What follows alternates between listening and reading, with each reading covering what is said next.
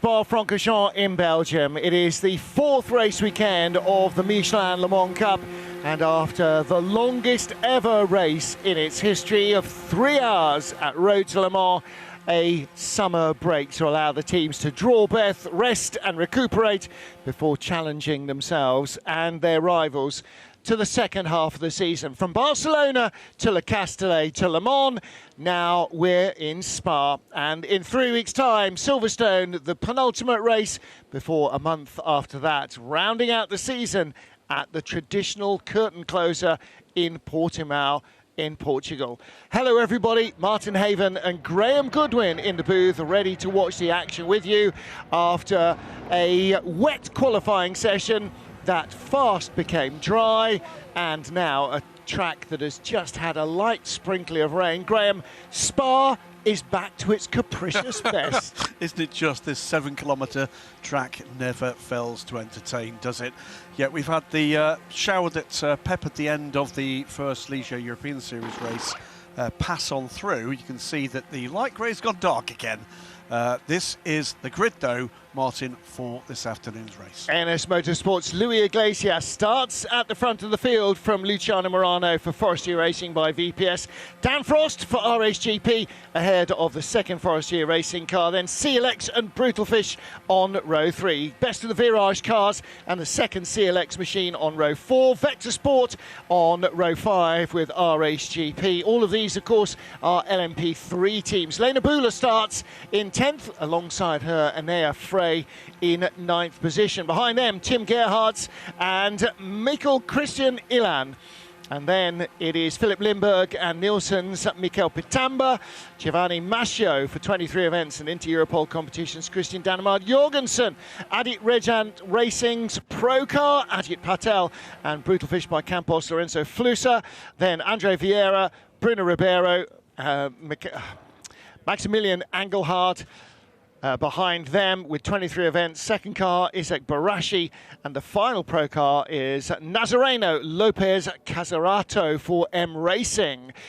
But in the LMP3 Pro-Am competition, it was another fantastic battle for pole position. Alexander Bukansov was a long way clear of the field on pole in Pro-Am for Inter-Europol, but the newcomers, Ale Racing, sensationally finished second in qualifying, ahead of the more experienced Breton Racing team. Jacek Zielonka starts for them, and Stefan Aust in the 71 car for Rinaldi Racing. Then Racing Spirit of Le Mans, Christian Gizy with Rinaldi Racing, Steve Parrow.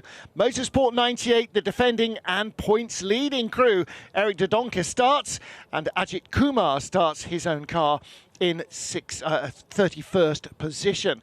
32nd on the grid, George Nakas, high-class racing, Michael Hove behind him or alongside him, and Andrew Ferguson rounds out that field. And then we get into our GT3 cars with Oscar Rizindovic for the Kessel Racing team, winning the tussle with the 77 SMC Motorsport McLaren. Alessandro Cozzi and Ray Acosta are for AF Corsa on row 2 of that grid. Philip Saga, Racing Spirit Lemon, and Castle Racing's Ferrari on row 3. Then Akira Kos Blackthorn Aston and the Code Racing Aston on row 4 of the GTs, ahead of Dynamic, their Porsche, and the Biergas Motorsport Ferrari. And that rounds out our 44-car field. And Graham Goodwin, spots of water on the camera lens and increasing spots of water now. We've just been outside a couple of moments ago from the commentary booth.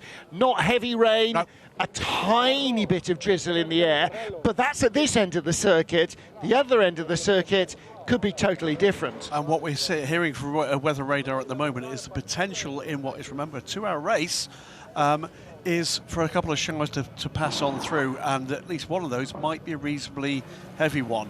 So all sorts of possibilities here, and I'm sure the big brains on the pit wall are working through whether or not there is jeopardy, potential for some kind of strategic nous to be put into place here. So don't leave this one. These things are always worth watching. Dramatic, I think, is the word we'd normally use. This is the SMC Racing car, 36 on the grid, second in GT for the McLaren, the number 77 car. Yeah. Great, cracking looking car and right in the mix. Good to see. There's JB Simonau, the racer rally crosser. Gauchu, who runs the European Le Mans Series, and all these weekends, a three-part weekend: European Le Mans Series on Sunday, Michelin Le Mans Cup on Saturday, and Sunday the Ligier European season, the first rung in the sports car racing ladder in ACA rules that leads up to the World Endurance Championship. This is the pole setter in GT3. Yeah, Oscar Rinciewicz. A really good run in this white and black Kessel Racing Ferrari. Again, none of the qualifying sessions, apart from LMP3 Pro-Am, were really sort of put out of reach by anybody. In Pro-Am, Alexander Bukantsov was just 2 or 3 steps ahead of the rest of the field. That's his yellow and green car just about to disappear out of the bottom of your shot.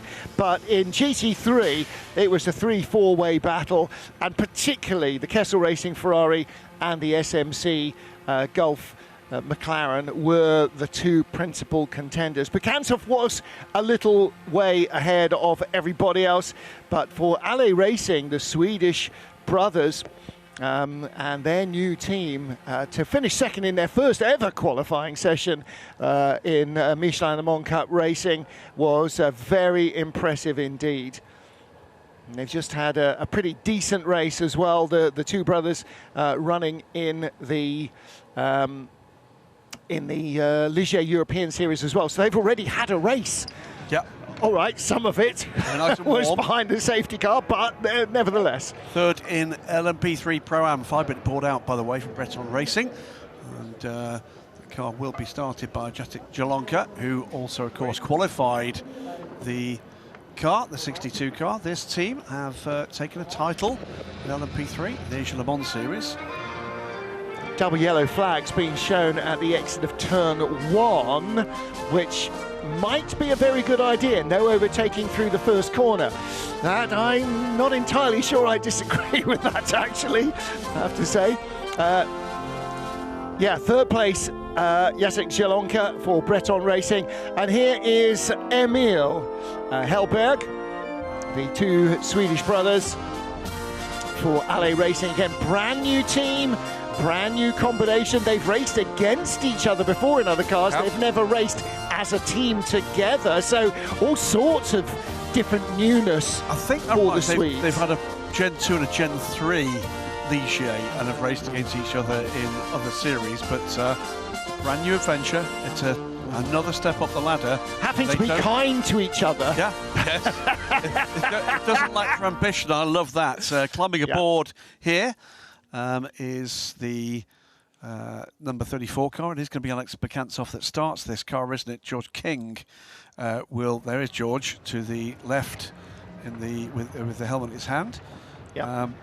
George coming back to this package after 2 or 3 seasons, I think it was, in the Ligier European Series. He's been filling some of his time with a run in the GT World Challenge Australia in a Mercedes AMG GT for a couple of seasons and turning some heads there. Great to see him back there. Yellow flag zone has now been extended through turn 1s, 2 and 3, so that's all the way through Eau Rouge as well. So I suspect they're cleaning. It may be the case. They may not potentially go green if those yellow flags stay out at the start of the race until they get out of Rédillon. I have to say, actually, that again, I'm not necessarily against that. Oh, it's artificial, let them race in the good old days, blah, blah, blah, blah. Bearing in mind, we are likely to have 2 formation laps for these cars. Here's the front row for the LMP3 class.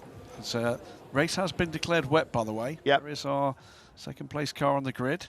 But everybody appears to be on slicks. I don't think anybody is going to take wet weather tyres at this stage. That. Yeah, I think that's completely correct. Yeah, it would seem suicidal to start on a wet. Luciano Morano at the wheel of the 29 Forestier Racing by VPS car, the 92 car. Hello, 29, are you in trouble?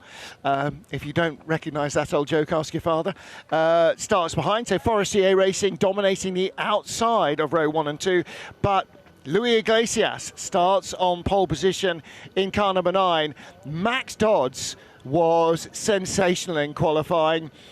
Just really put some stunning laps together in the tricky early going as well as when at the end of the session when everybody else was going quickly too. Well, interesting, both those drivers have qualified today because Luis Iglesias qualified the car he's going to race tomorrow in the European Le Mans Series.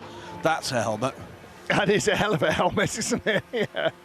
Yeah. Really strong looking helmet design for Giovanni Mascio. 1 minute board is being shown and soon be underway for at least one formation lap behind the Porsche leading car. High class racing button up. Blue skies ahead and sunshine overhead.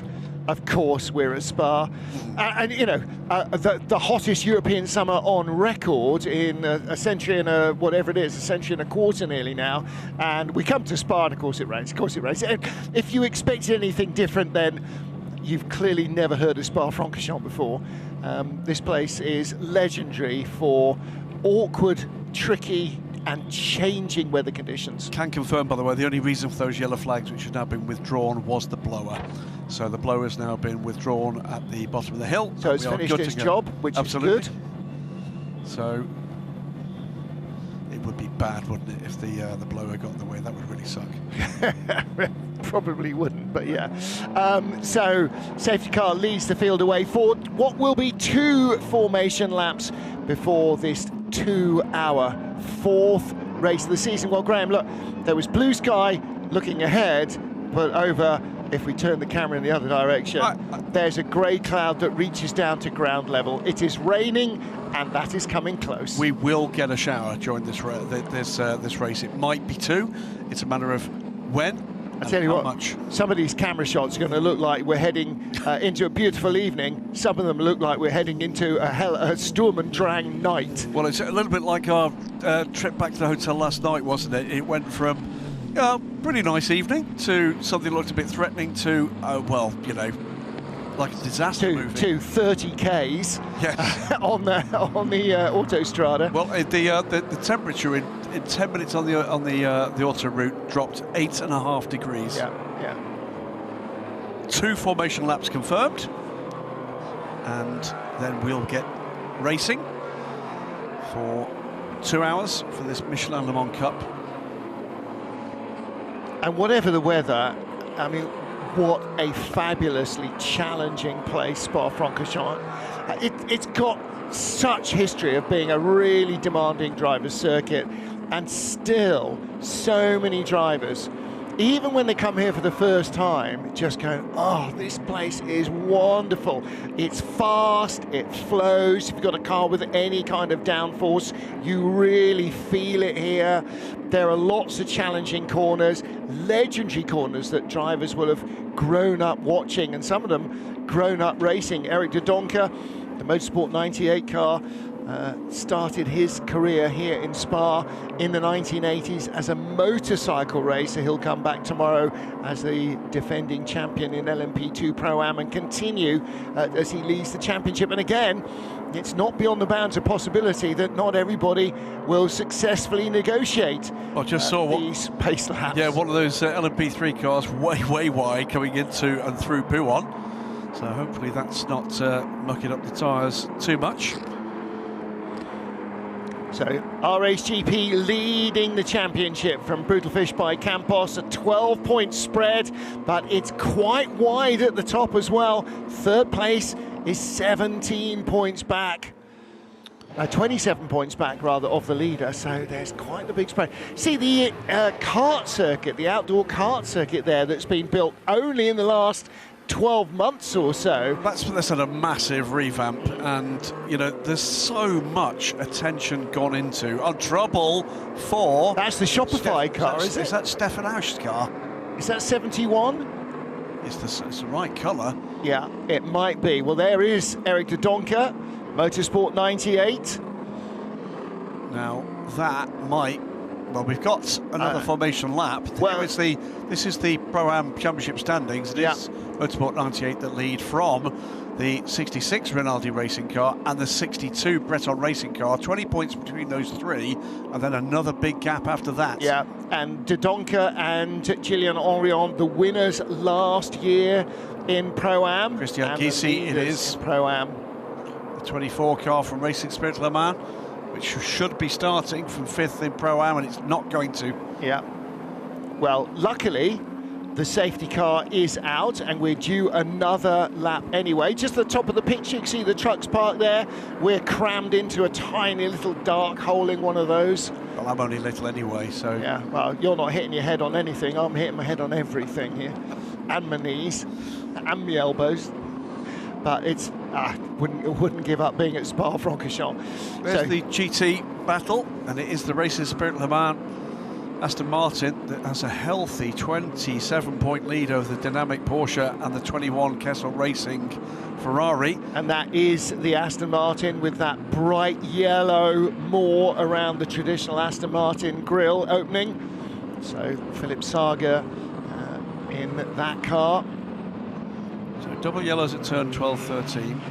Yellows at 11 to protect that site, and we'll wait and see how quickly intervention is going to get to the 24 car. This second formation lap, of course, at slower pace might just give them the opportunity for a quick snatch out of the gravel without a further intervention. That would be good. You would certainly hope so. The official starter is waiting on the start gantry to be told by race control whether it's go or no go. And the clock will start, I think, as we get to the end of the second formation lap. Car being towed out of the gravel. They've got time to get this done and out the way to have a start as is. So they're coming down now to Les Combes, turn 5. Coming 24, up. Yes. The car 24 is about to be released onto track at turn 12. Very, very much up. If you look at that camera shot, this is from the top of Rédillon, which is at the bottom of the picture. That is incredibly steep. Yes. The little bit where that pedestrian track drops, that's not dropping, that's just it levelling out. I mean, it is steeper than you possibly think it could be. Yeah. There we go. 24 car is going to get away. There's a stream of gravel across the track though. Yeah, and unfortunately there'll probably be a little bit more, and this is at the exit of Pouhon. You see it is pretty damp there. There was a little shower at the end of the Ligier European Series. A couple of cars went off. It is wet down there, so they're going to have to be aware of that. Of course, they've seen a couple of laps. Here's the CLX team. And fans watching around the track. This place just swallows humanity. It does. Really Great place does. to come watch motor racing. It really is. So many great opportunities to... there's no need for those kind of shots. No, no one wants to see that. Nobody. That's almost as bad as having a camera in the commentary booth. So we are getting ready. Red for no start, green for start. There's Max Dodds on the right-hand side. I tell you, the 24 car is making its way back down towards the bus stop, way ahead of this group.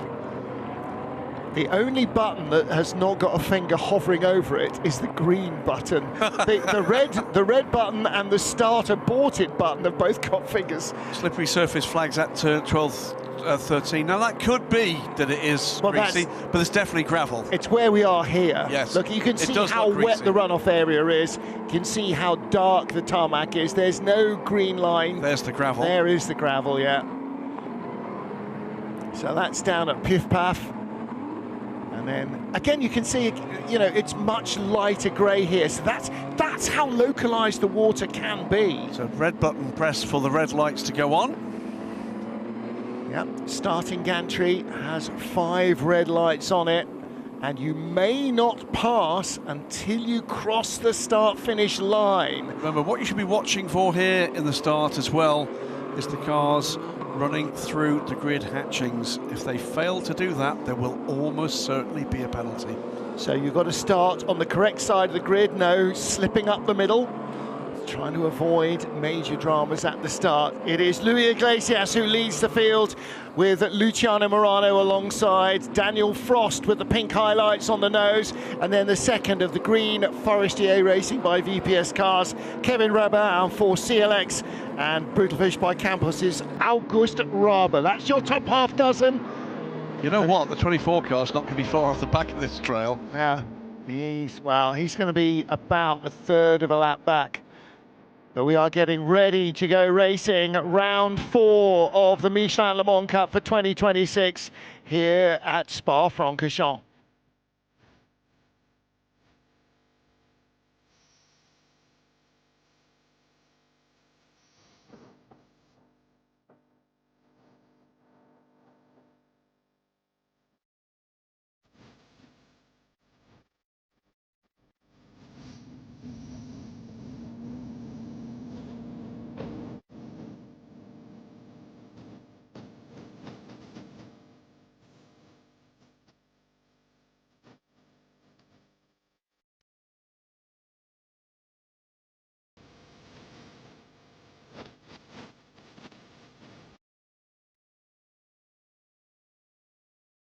To the straight of Also Sprach Zarathustra, we go green at Spa, and the poleman Luis Iglesias leads the field through. Little lock-up further back from August Raber. He avoids the gravel. He does not avoid the gravel. The Brutal Fish by Campos car tried to avoid it but got nudged as they went 3 wide behind him.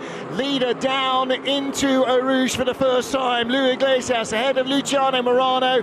There's the Team Virage car of Jude Peters with the yellow nose in 7th place where they started, but a good start from Iglesias and a nice clean run through from most of the field.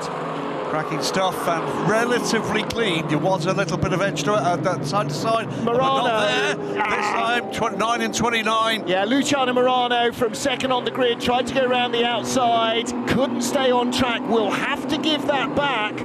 Don't run away, Luciano. You're only going to have to slow down. RHGP with the pink highlights and the black rear end. That's Dan Frost from Louis Fecurie. He's in 4th place in the green and black car. Then CLX Motorsports, Kevin Rab. That's not CLX in 5th, is it? Who's that in 5th place? Oh, trouble. Oh, that's Conti. That's the 51 Ferrari, and that's a major hit for Alessandro Cozzi. That's been in the barrier. And there's gravel everywhere and a car that's not moving. We may have a lap 1 safety car. We'll bring that to you as we can. It's Vector Sport up to 5th. The Vector Sport RLR car, the red and black car. It's a really strong start from 9th on the grid. Safety car, unsurprisingly, with the wrecked Ferrari. There was the delayed 24 car. And there's debris on the track as well, so it's not just getting rid of Cozzi's car, moving it along. Maybe it'll be drivable back to the pit lane. Let's watch what happened here. Now, whatever happened, it happened ahead of where we saw it, but it was a run off into the barrier and a spin after. I don't think he was hit by anybody. I don't think he was hit by anybody either. It was right ahead of Philip Saga in the championship-leading Aston Martin. The biogas. Oh!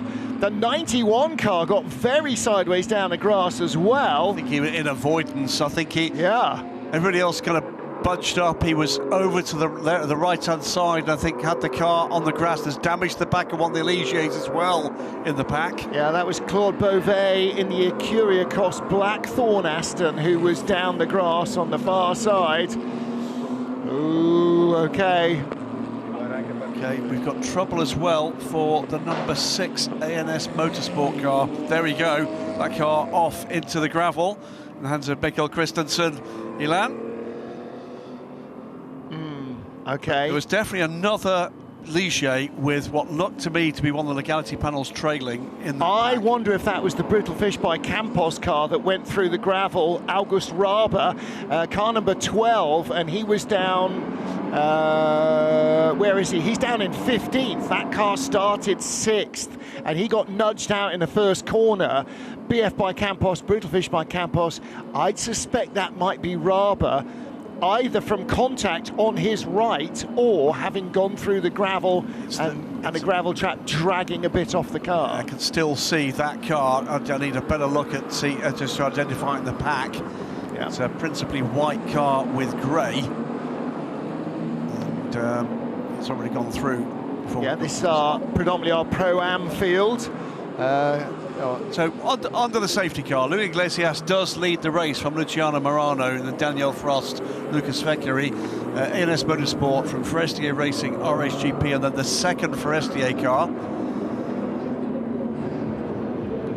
And so we can pick out the car with the issue, because if that is a legality panel, they will have to pit to fix it. Oh, we're just about to get there. Okay, so here's the start now.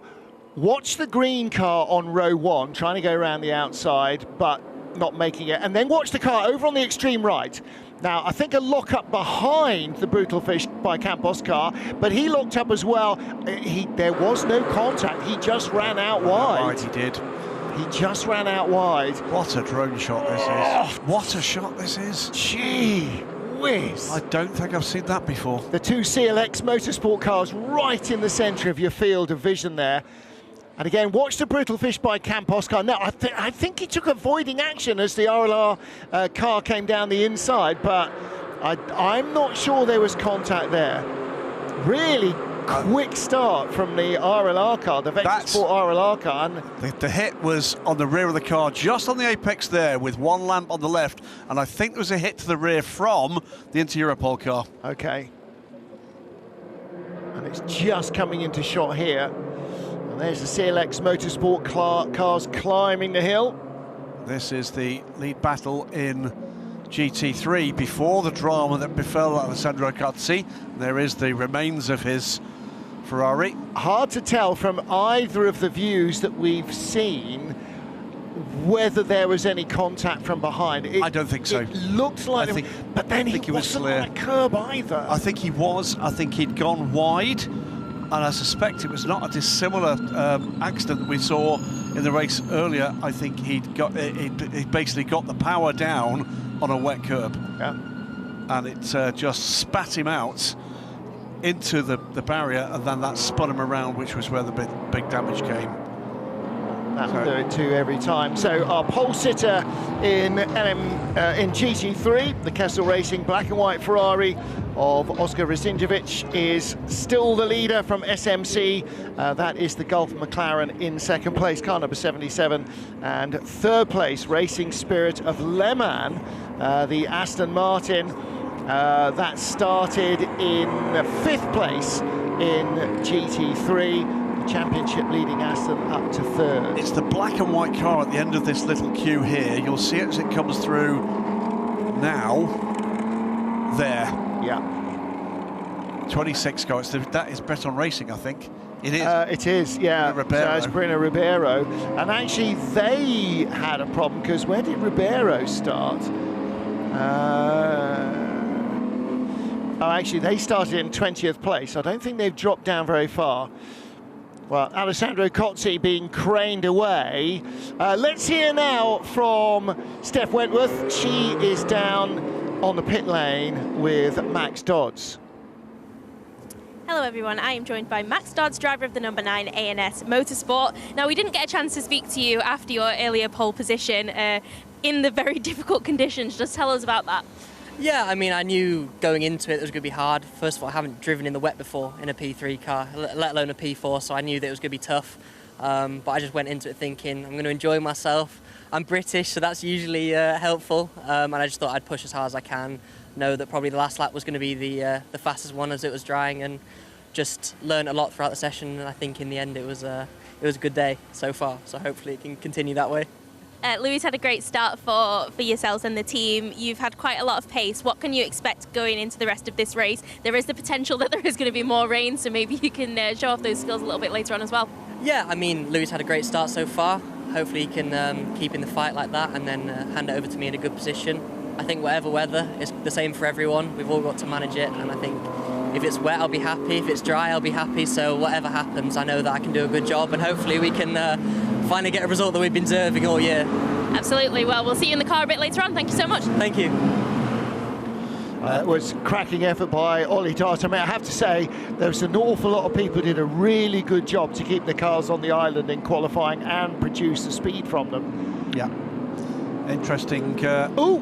RSGP almost running into the back of somebody, which the two cars, I think it was Lena Bula. Yeah, I think it was. 86, I think you're right. Yeah.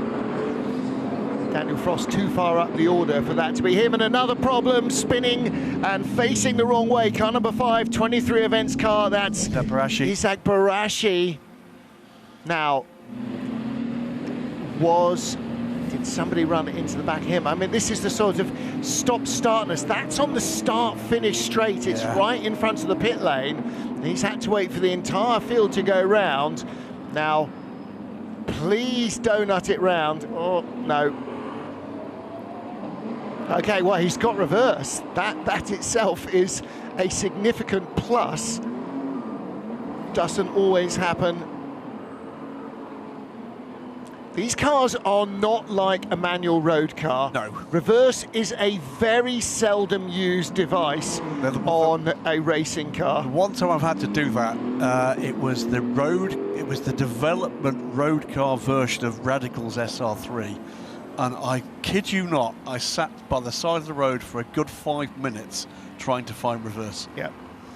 You can sit stewing for what feels like the rest of your life trying to get reverse, even in a sequential gearbox where it should just be pulling a lever past neutral, not that there is a neutral, past zero. But yeah, they're a bit like wipers. They're a bit of an afterthought, let's be honest. They're not a significant performance factor. No. Windscreen wipers or reverse gears, not in the head of a designer anyway, or an engineer. Though worth saying, by the way, one part of the car that is scrutineered is its ability to engage reverse. Which, when it's cold and sitting in the pit lane, is entirely a different thing from when it's red hot and the driver's flustered sitting in the middle of the track. So there's good news that Ferrari is actually clear. And there's bad news that Ferrari is on the back of a flatbed and is going no further. So I'm afraid this is a total write-off for that 51 AF Corsa team, and they're always there or thereabouts in terms of the championship, aren't they? That would have been an effort pre-season, you'd have said, would have been right in there, and it's just not going their way. So we've burned, what is that, 10, 11 minutes now. Safety car is still out. Are we going to go to green this time around? Lights are on the safety cars. We come to the timing line where they will go off or not. Alessandro Cozzi and LSA O'Donoghue, by the way, only 3 points out of the top 3 in the championship before today. Terrible. All right, only half the points, almost literally, of Valentin Asiclo and Philippe Saga, Racing Spirit Le Mans, the championship leaders, but certainly in contention for a top 3, and that may well have gone by the board. So safety car lights remain on. I suspect this will be a clean-up because there was a lot of gravel at that incident site. They'll have focused the attention on recovering the car first and making sure the barrier was in good shape. But after that, it's about making sure the track is raceable. And the debris as well. There were bits and pieces of car and not just of the Ferrari. Yeah, and carbon fibre is a major problem in that regard.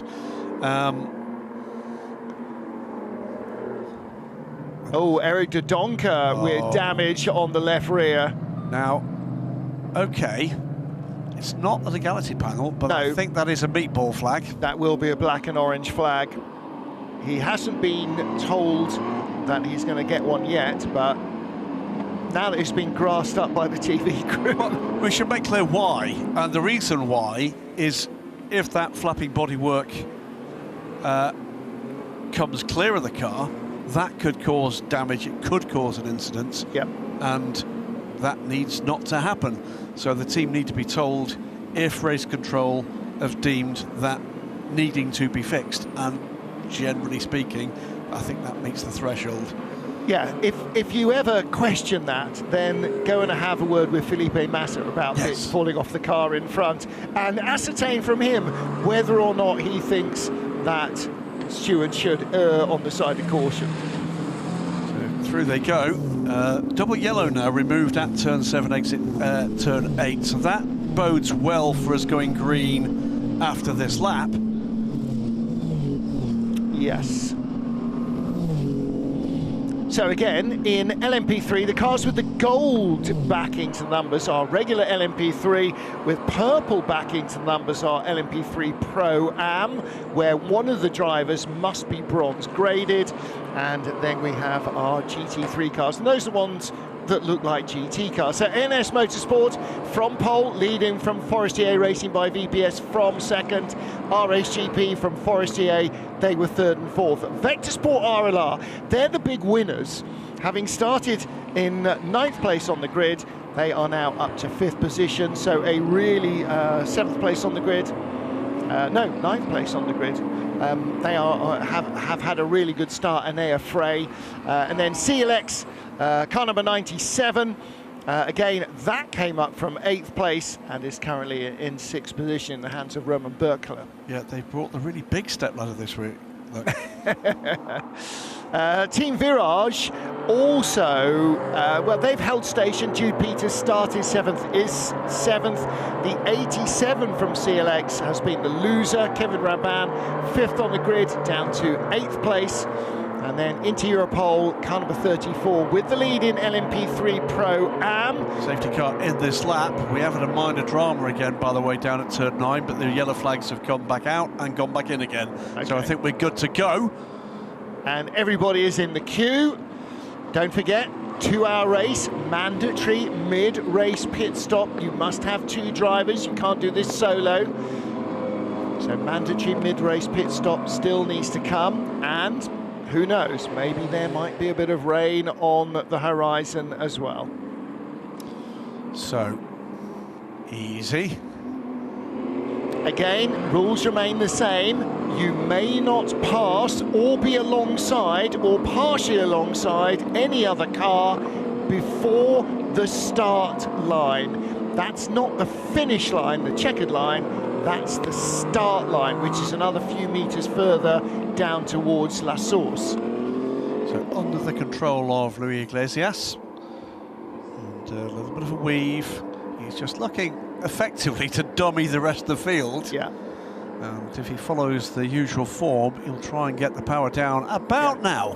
3, 2, and off he goes. Ignite the blue touch paper just as you get to the corner there. And again, you can see there's a change onto a damper surface down to the bus stop. You may not overtake yet. So those cars that are pulling out of the tow into the bus stop had better get back in the slipstream, because you can't pass until you've crossed the start-finish line.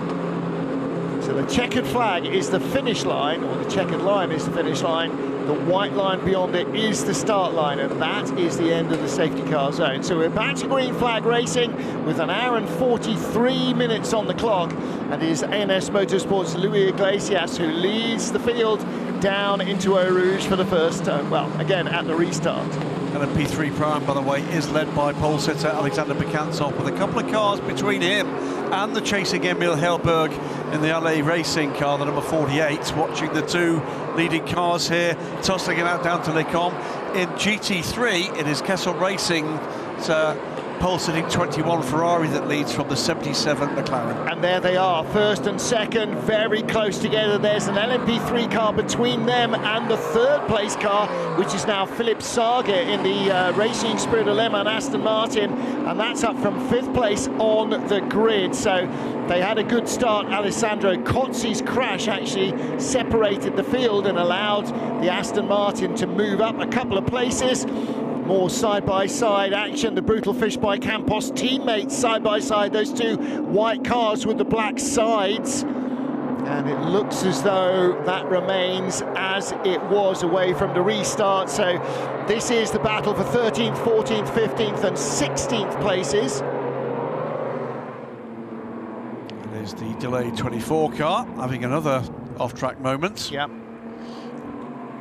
But again, Luciano place. Morano. Oh, and a big looping spin just as we cut back to it live. Ajit Kumar. That's the Ajit Redans car. Ajit Kumar. That's Ajit Kumar spinning out, and that might need a further recovery There's no way he's getting out of that gravel trap on his own.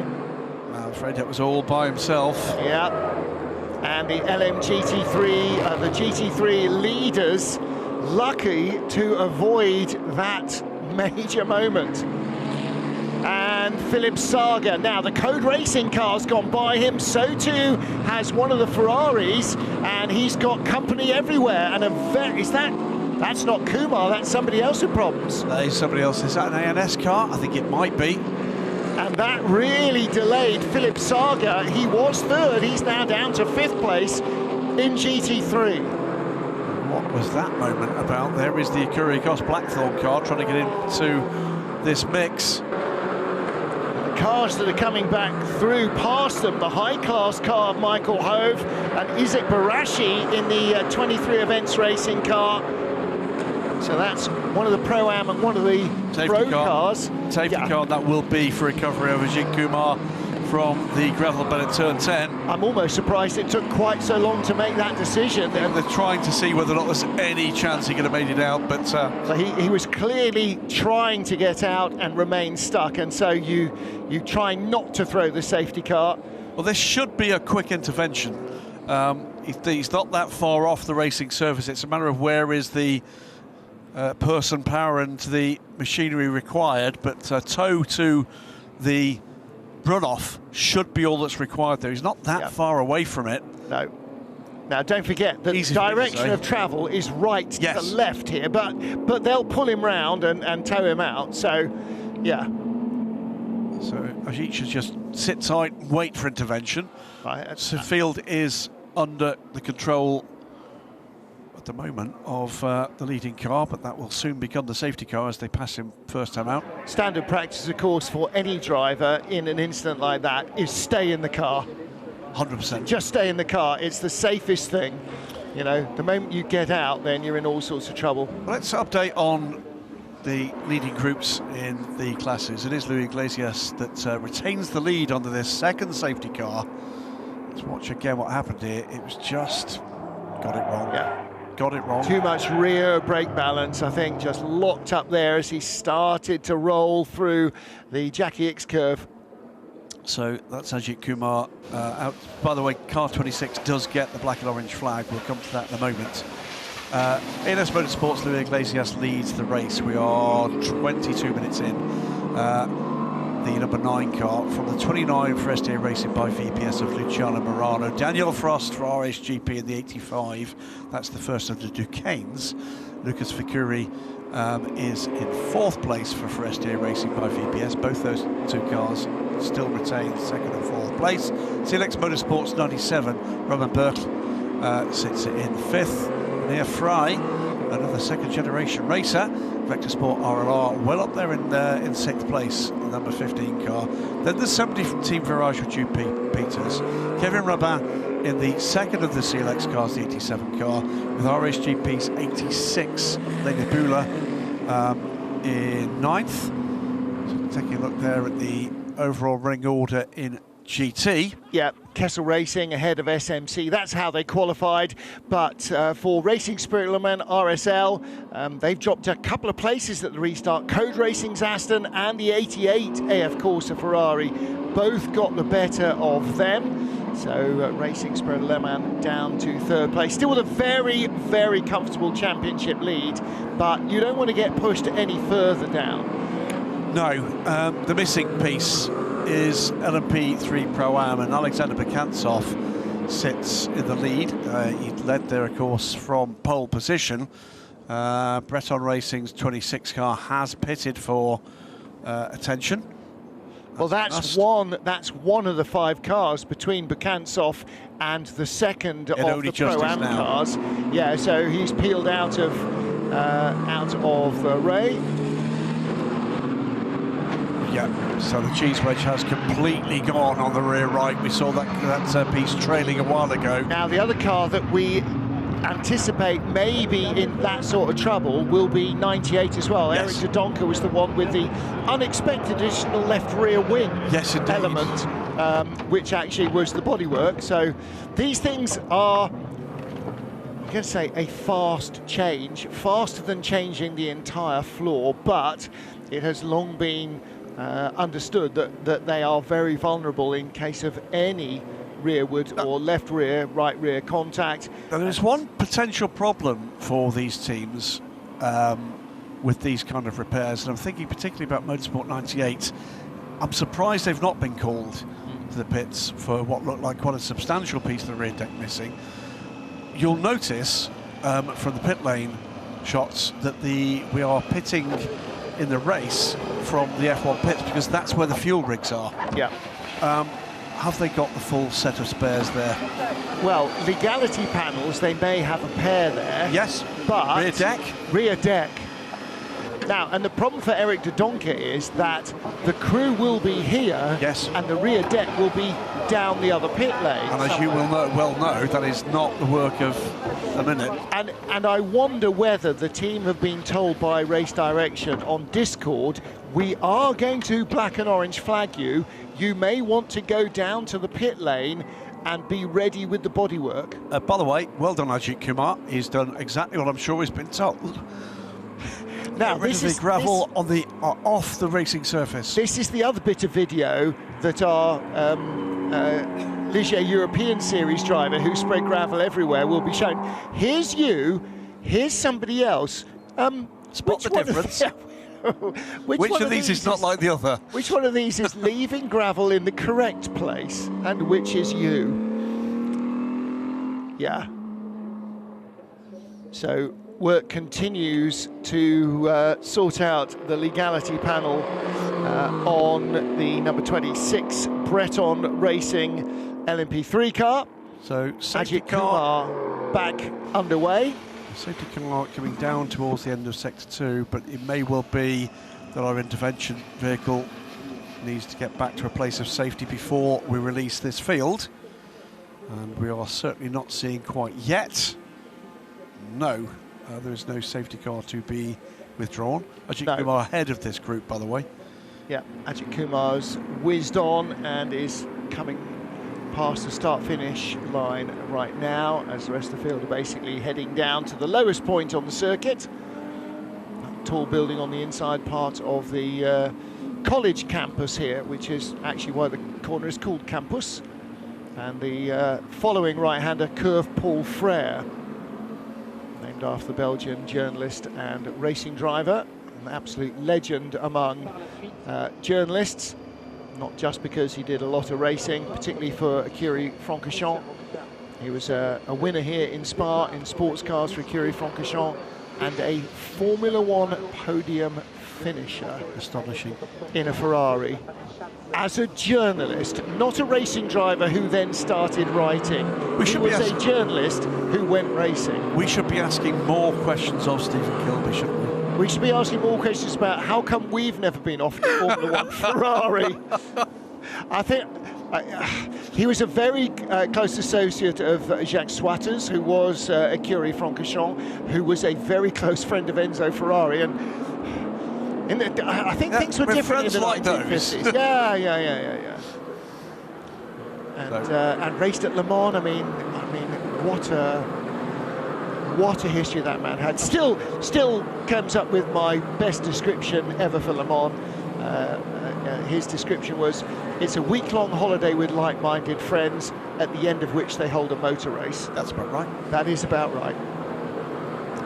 And whether you're in the campsites or in the press room, very much remains the same. Now then, just seen a shot of Motorsport 98, the orange and black car of Eric de Doncker going through shot. There was not a high additional, as not designed by Adrian Newey, rear wing on it. So either A, the bits fell off, or B, I don't know what the answer is. I'm going for, he's not been in pit lane. He has not been in pit lane. The bits fell off. Now, there was a please stay to the left at turn 10 message a couple of laps ago. I wonder if there was an errant bit of Motorsport 98 there. Okay, well, we'll see whether or not we get a closer look as the car comes through shots at some point. It's a little way further back. This is still LMP2. Now, is there damage to there's damage to the front of that car that's just gone through, the red and black car? Who was that? Hang on a second, just waiting for Motorsport 98 to come through. Yeah, see that extra bit of bodywork that was sticking up has either flopped down. Safety car is in this lap. Yeah. Okay, lights off on the safety car. Self-healing LMP3, that's... Now, lights are off before the end of timing sector 2. I'm surprised that that's happened in that way, because that white line there that they've just crossed is the end of timing sector 2. No, it's not. End of timing sector 2 is... coming up here. Yeah. There. Go there. Yes, where the little exit road is on the right-hand side. So... Anyway, lights are off on the safety car. Safety car's coming up again. So, for the third time of asking, let's see what Luciano Morano in second place in the green and black Forestier Racing by VPS car can try this time to wrestle the lead away from ANS Motorsports' Luis Iglesias. So remember, with the field under the control of the leading car, what you can't do is go a lift and go again. You've got to go. So he's looking for the optimal time to protect his position and to gain advantage. And this time, it's not gone quite so well. No, he doesn't pull away so quickly, and that means up the Kemmel Straight, where power is king and slipstream rules, he may be in trouble, although... Well, he got a better run through the bus stop without a shadow of a doubt. Coming into the bus stop, certainly the second place car was right there, but I think he got a better run through. Nielsen Racing's solo effort, trying up the inside there. This is the point at which the balanced performance between LMP3 and the drone shows. Yeah, the drone had to go over the bridge. Let's see LMP3 cars do that. Let's not. Wild moment across the inside of turn 4 there for, not sure who that was, maybe the CLX car of Kevin Rabin. And he's on the inside of the RLR car.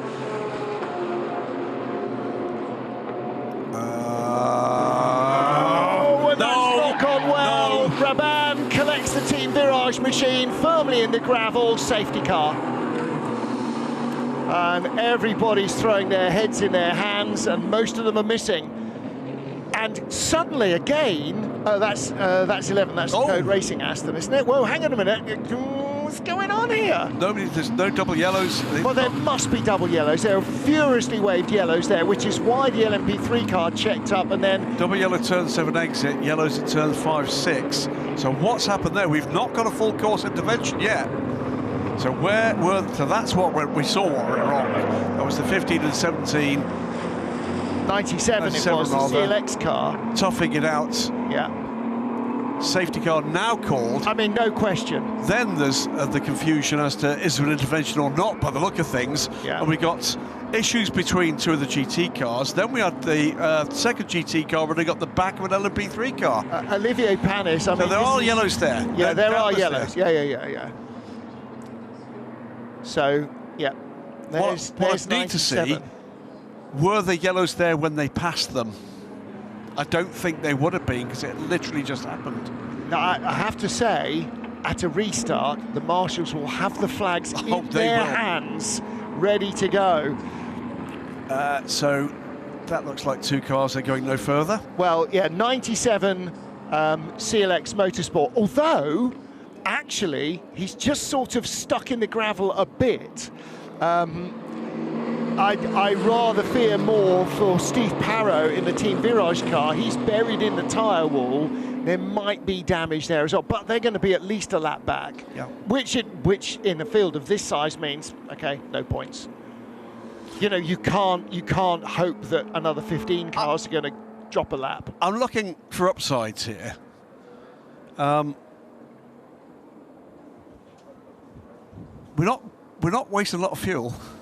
Well, no, I was going to get to that if we ever got back to green flag racing, is that what this does do is it opens a potential strategy window, because you're right, we're using very little fuel.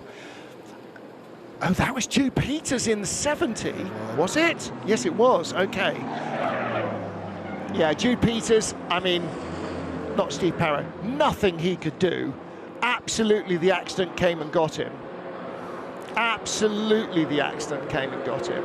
So that was the 15 and the CLX car side by side, trying to sort it out. Couldn't keep the car to the racing line, Airfray. Now that's virage number 70 and 97, the CLX car. No. They were the initial, ones that were, the initial problem was between the RLR, Vector RLR car and the CLX car. Yeah. That's what put the CLX car to the outside.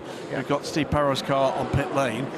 That then speared back across and collected the... Right, now, it was Parrow who was going really slowly. Did he pick up a puncture somewhere?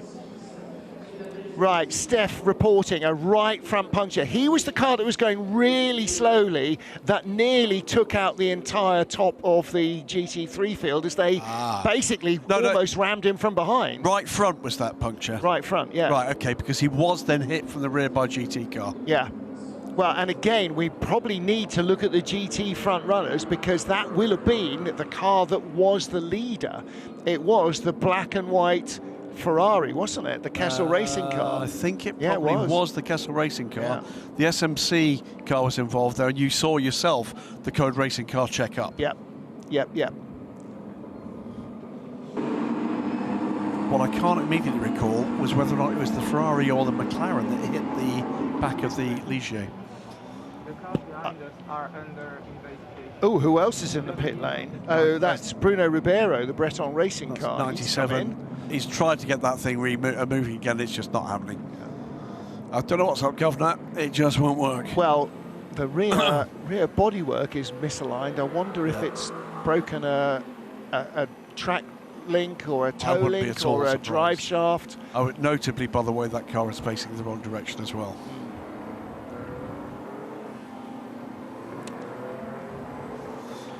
Well, goodness.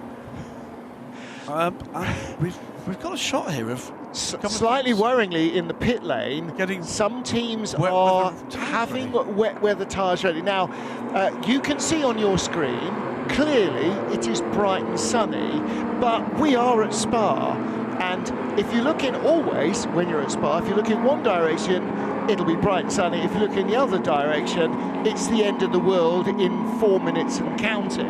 So, quite what the forecasts are saying. I mean, look at this. Yeah. It's bathed in sunshine.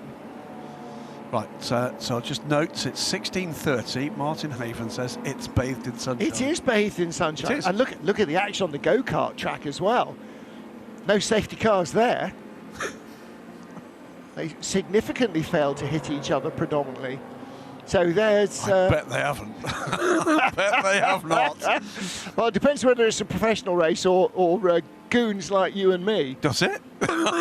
No. You watch professional karting? Oh my gosh. This is very true. Actually, one thing I will say, that what they're saying is, it wasn't you, mate. Sorry. And he knows from the direction that the car came across him, backwards, facing the wrong way, that he wasn't taken out. If you're watching this at home, I can only apologise that we brought Martin Haven here. It's never like this in the Michelin Le Mans Cup. Never like this with Johnny. No. We've never had a problem. He runs a tight ship. Never had a problem. No incidents, accidents, or anything else. They're all afraid, I think, of Johnny Palmer. They're too, because as you would be. And wisely so. He is a challenging personality. Rightly so. Well, there's watching it online in plus.fiawec.com. So if you go to the Wet Plus app, you can, or website. Sorry. Look at his face. Sorry. It makes no better viewing however many times you watch it. And again. Charmalisa there's going, at least it wasn't me. Yeah. On the back row of seats there, Ferdy Habsburg not even bothering to move. Just no. Yeah, it's. Yeah.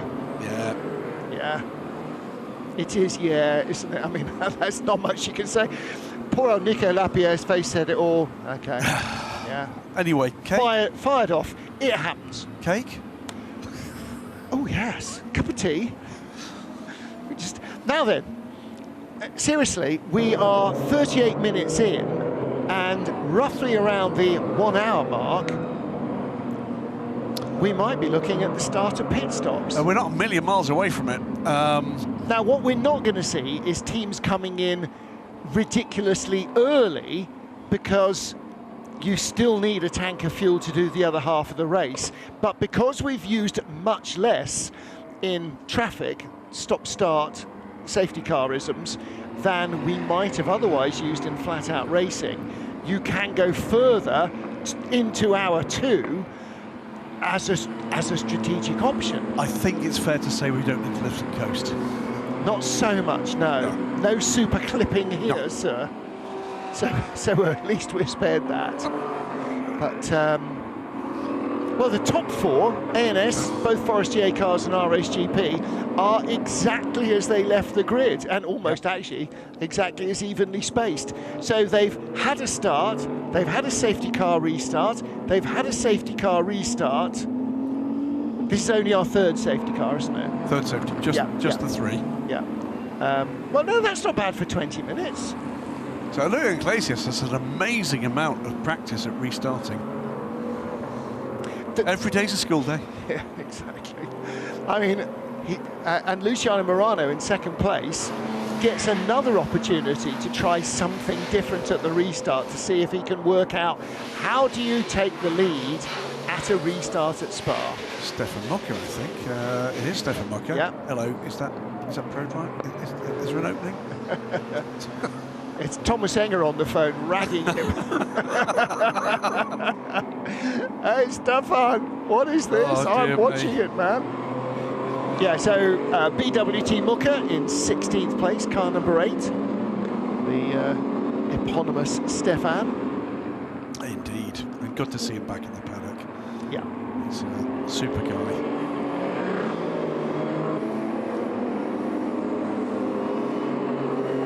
So again, looking down through our Pro-Am field, 34 into Europol, ahead of the 71 car from Rinaldi Racing, Breton Racing in 3rd.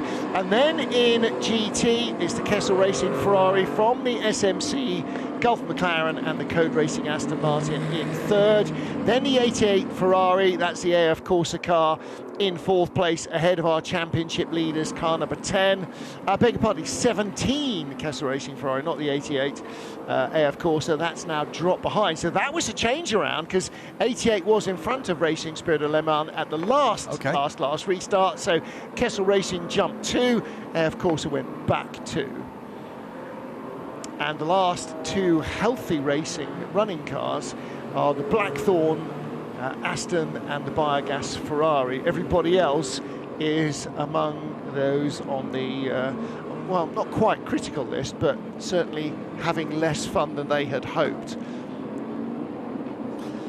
So, still under a safety car as they complete the clear up up at the exit Le Comp.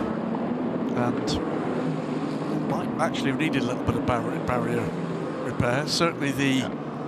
I think the tyre stacks there needed realigning, and that's not the sort of thing you can do by hand. It does need a device. Double yellows have been removed there now, so this should be the final safety car lap, at least of this sequence.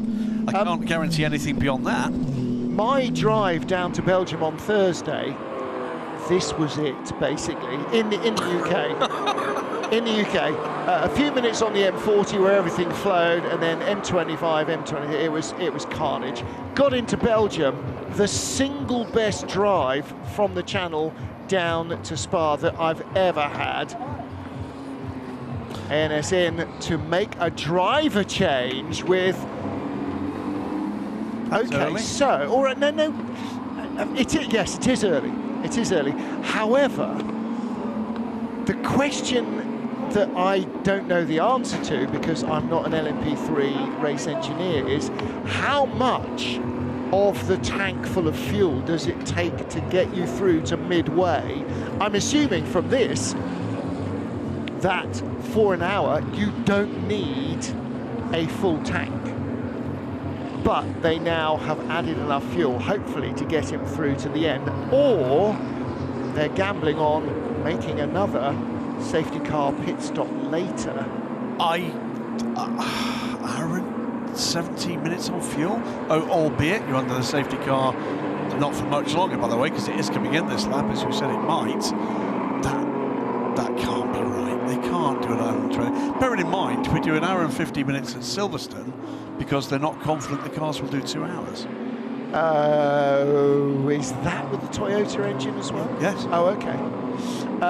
All right. Well, they were confident they were going to do 2 hours here, and I would say this is more of a full throttle circuit than Silverstone is these days. Anyway, that was then, this is now. So, hour and 18 minutes, they may just think, okay, we're going to do it now, put in our second driver, and then we'll make a splash later. Well, if there are no more safety cars. If and when there's a safety car next, and it comes with an hour or so to go, or less, then yes. Yeah. I'm not saying it's a free stop. It's not a free stop. Green flag are flying, by the way. So again, for what is this? The 4th time. Yep. It is the field under the control of race leader Luis Iglesias, and what's it going to be this time? Trouble again. Oh. Is that the 16 again? Would you just stop it? Is that Ajit Kumar? I think you're right. I think He's looped it. Yeah. I think you're absolutely right. So it is 16 of Ajit and we're Kumar. back to yellow flags. We are not showing green. Double yellow at 15. Now they're picking up speed. No, it's fine. It's the only yellow flag is a double yellow at 15. Yep. So we're not under yellows yet, and he is going to get that car back moving. He said, hopefully. And we do go green. So now then, can Luciano Morano from second place find a different way of getting by? He has stopped trying. He's tried at Les Combes. He tried on the first safety car restart here at La Source. And neither of those worked. 6 car, by the way, is being held at pit exit at the moment while the train goes through. Yep. And looking, I can tell you the 16 car has rejoined. The 6 car is on pit lane, ready to go once the green light allows. So Luciano Morano flashing the headlights. That's not going to distract Luis Iglesias. Challenge here for 5th position, and not quite squeezing through. That's well, there no change behind in GT3, but it did look. Yes, look, the Gulf McLaren has got a good run going on the Ferrari. Not enough. The Code Racing Aston in 3rd. SMC Motorsport remains 2nd. Kessel's Ferrari stays in front. The 6 car has now been released from pit lane. So the remaining field up. Philip Saga under pressure from the air. Of course, a Ferrari behind. Of course, Saga again on cold tyres like everybody else, being cautious at the restart. It's really important with their championship lead not to give it away. It's at least, it's the 27. There's a GT car there as well. There's a GT car in trouble there too. Is that number 70? Number 10, not number 10, not Philip Saga, surely. It's something. Oh, apologies. No, it's not. It's not a GT car. It's a pro car, isn't it? It's a pro car and a pro-am car. Yeah. It's not 70 because Jude Peters is already out. So who is tumbling down the order here? No one at the moment. Meanwhile, let's look at this. Into Europol, battling for position. And that is... It's an RSGP car. Oh, and another major moment for the RSGP car. And this is for 4th place, 3rd place. That was an appalling rejoin from the RSGP car. Yeah, so he's gone from 3rd to 4th, 5th, 6th, 7th, 8th. That's the More Motorsport car. He nerfs them off. He'd already been off, crossed the track to almost take the More Motorsport car out. 42.30, we're going to go full course yellow. We have 35 seconds to deploy full course yellow. We have a car in the gravel bed exiting T7. Ajit Kumar is out of the car and in the pits. So that looks like the end of the race, potentially for Ajit Kumar. But the RSGP car in trouble again. It's the 86 car. It is the 86 car, and this is some frantic stuff from Lena Bula. She loses a place. Past her goes Giovanni Mascio. We are going full course yellow. 3, 2, 1. Full course yellow. Full course yellow. Well, there's Ajit Kumar in the garage. Just lip reading him earlier, it looked like I was hit from behind. What? But my fault. My fault, he said. Yeah. Just trying to lip read him as he came on there. Oh, somebody's not That's Andrew happy. Ferguson. Yeah, not at all happy. So what's happened here? So is this the one we've got with... This is the issue for the Irish GP car. Watch this. Crosses the track. Okay, there's been contact between the two. It's the Vector Sport car, and is that Andrew Ferguson? No, that's the CLX car. That's the other CLX car. Oh, right, yeah. They are having a rotten time, aren't they? Now, he's not happy, I'm presuming, with the other car that's across the other side we haven't yet seen, because there are still two cars stopped there. Yeah.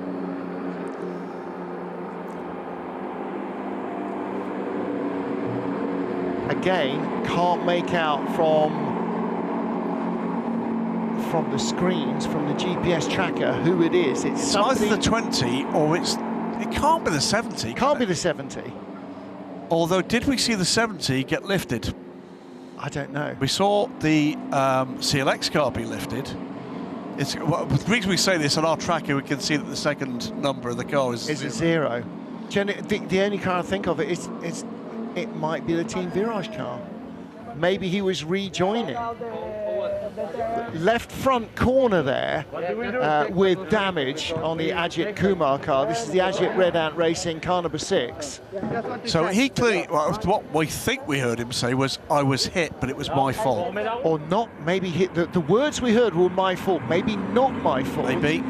Just as that shot was coming on screen, I was watching it in preview, and it looked like he was saying, I was hit from behind, or hit from behind. But, yeah, there's Andrew Ferguson. Yeah, he's not happy. No. So we didn't see what that incident was, but we do need to see who the other car I think that's is. the 70. There are no other cars shown stopped. Well, that's where the car went off. Yeah. But they can't have gone green with him still in the barriers, and that can't have put Andrew Ferguson off. Has there just been another incident at the same point? I mean, bizarre as it might seem. And Layla Bula, by the way, in that RHGP car, I think she's going to be going to the stewards. So, look, looking at that again, what we did see was the incident that put Layla to the inside. It was certainly a racing incident, and certainly one that needs to be looked at. I don't think she had absolute control when she rejoined, but it didn't look great. But what was, without doubt, was the two of them went side by side, and there were elbows out. That wasn't acceptable. Meanwhile, leaders are in for their pit stop. So we know that they at least assume they can go an hour and 10 minutes, especially if, given the fact that I think, what we had 5 minutes of green flag racing in the first 50 minutes. So Louis Iglesias is in, both Forestier Racing, one Forestier Racing by VPS car has come in. The second car, Lucas Fecuri stays out. 23 events, Giovanni Mascio stays out. So anybody with a two-car team, you don't want to stack them. You've only got one crew, and you've only got one space. So you will bring them in one by one. So that means a driver change for all of these cars. So Louis Iglesias will hand over to Max Dodds. There's 21. Here's the Kessel Racing Ferrari that leads in GT3. Here's the problem, is it's not a safety car, it's a full course yellow. It's a full course yellow. You can't gamble that you're going to be able to get another lap to get those cars in. So you're sending cars into a massively packed pit lane because you can't guarantee you're going to get a second bite at this cherry. So we've got 6 cars so far, possibly 7, that have gambled by not coming in. Yeah. Or just can't figure out any way of doing it. Here's our race leader. Previous leader, so we need to keep an eye now, Martin, on pit stop times. Oh, yeah. Yeah, because it's that little. If it was easy, I'd be a team manager. Okay, the lollipop has moved, but don't go until you're told to go. It's a timed pit stop. Yep. And again, the same will be the case. Okay, Max Dodds has left. You can see him rolling down the pit lane there. He's the first car to move. And in GT3, it should be the 21 Ferrari that's first to go as well. There's the 77 Gulf McLaren SMC Motorsport. Which, by the way, looks far more like a McLaren F1 when it's on its jack stands than it does when it's on the floor. It had such a good time at Le Mans, that car. And there is car number 9. So Max Dodds just having a little weave on the fresh tyres, got full tank of gas. The car's as good as new. I mean, one careful owner, it's barely a green flag lap. While we're watching this, you'll recall the dramas at Mulsanne Corner with Wayne Boyd, wasn't it, aboard the United car? Yep. That looked all very unnecessary. The reality was that Wing had taken contact and could not steer the car. Yeah, he had a broken tie rod or track control rod or something at the back of the car. The car basically just snapped away and spun. Steered to the right, all the way to the wall until something stopped it. And that was an LMP3 car. He was showing us the onboard yesterday, and a massive handful. He said, massive handful of opposite lot, trying to, like, full left turn from the driver. He said, I was going into the wall. There was no question of that. He said, the really unfortunate thing is everybody else was around me because they were bunched up behind the safety car. And he said, and it just took lots of cars out, and there was absolutely nothing I could do. And he said they'd been hit earlier, and so the tyre pressure monitoring system wasn't active, so it didn't warn him that he had a puncture or a slow tyre, a slow leak or whatever, that he'd lost air at Mulsanne Corner, which is full of gravel, slow and bumpy anyway. So the moment he got out of Mulsanne Corner and drilled the throttle, boom, it was going off into the wall. So I'm looking at pit stop times. Nobody in trouble as far as I can see. The notable one, though, is at the other end of the scale, and that is for Vector Sport RLR. That was the other car tied up in that incident up at Les Combes, and that car has taken more than a minute longer than it should have done on pit lane. Right. Well, again, they may have had things to sort out. Double yellow is removed at turn 8. Again, turn 8 is the downhill 180-degree right-hander. Used to be called Beau Rivage, now known as Bruxelles. The only other thing I'm thinking, because we didn't see who or what Andrew Ferguson was gesturing at. Was he gesturing that he was unhappy he'd not been recovered more quickly?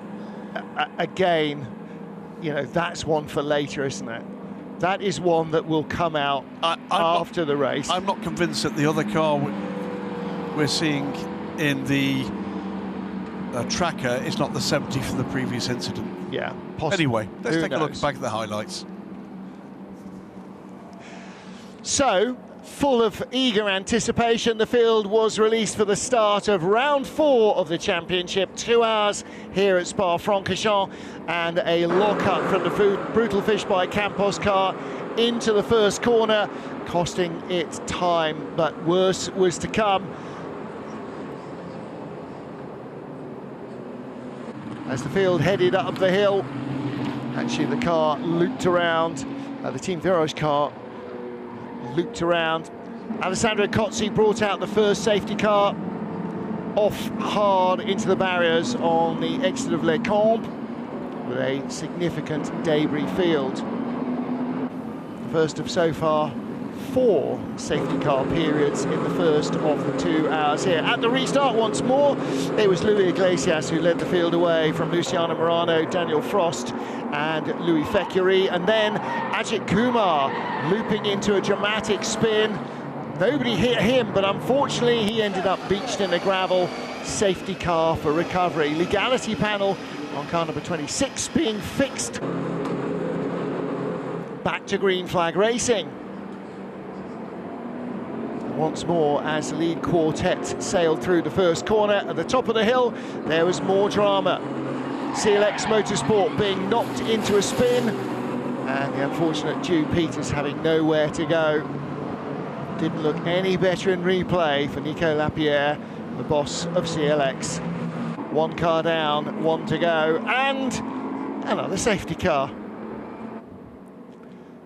That was team talk for, oh, for goodness sake. Well, neither car was responsible for the incident that took them both out. No hard feelings between the drivers. So Roman Berkler there explaining to Jude Peters, I got hit. Back to another restart. And at the front of the GT field, the Kessel Racing Ferrari that started on pole ahead of the Gulf McLaren from SMC Motorsport. That was the 1-2, but the championship leading Aston Martin dropped from 3rd to 5th place after the second of the safety cars, and the current safety car brought out as a result of Andrew Ferguson's ANS Motorsport car ending up in the gravel, and another lurid spin for the surviving CLX Motorsport car.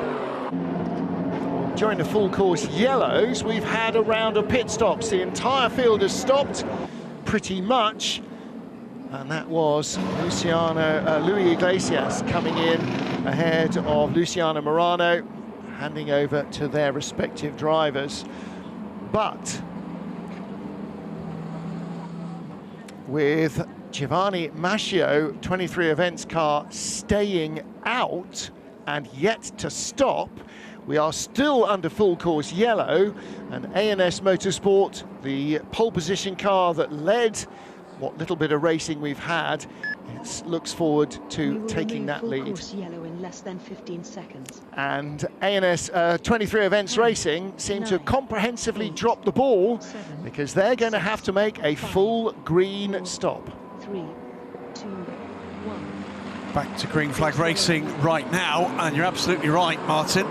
Giovanni Mascio leads the race by 2 minutes, but it's a 2-minute 40 bogey time in the penalties for the start. I know it was about cars 86, 6, 26, 66, 77, and 23 have a drive-through penalty. Oh, and in the barriers at the restart is car number 5, and that, I'm afraid, is the end of the race for one of the 23 Events Racing cars. Matteo Franco Segre in the barriers, hard at the come. He's not the only car off either. Somebody else is off. Another P3 car in the braking area. So who made contact with whom? He's been told there's something broken. He's been told stop. It's the 19. Replay is...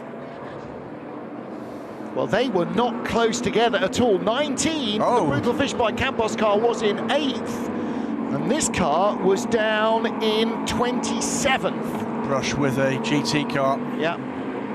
So what happened to the Brutal Fish by Campos car? That was the car that went off in the gravel trap right on the first corner.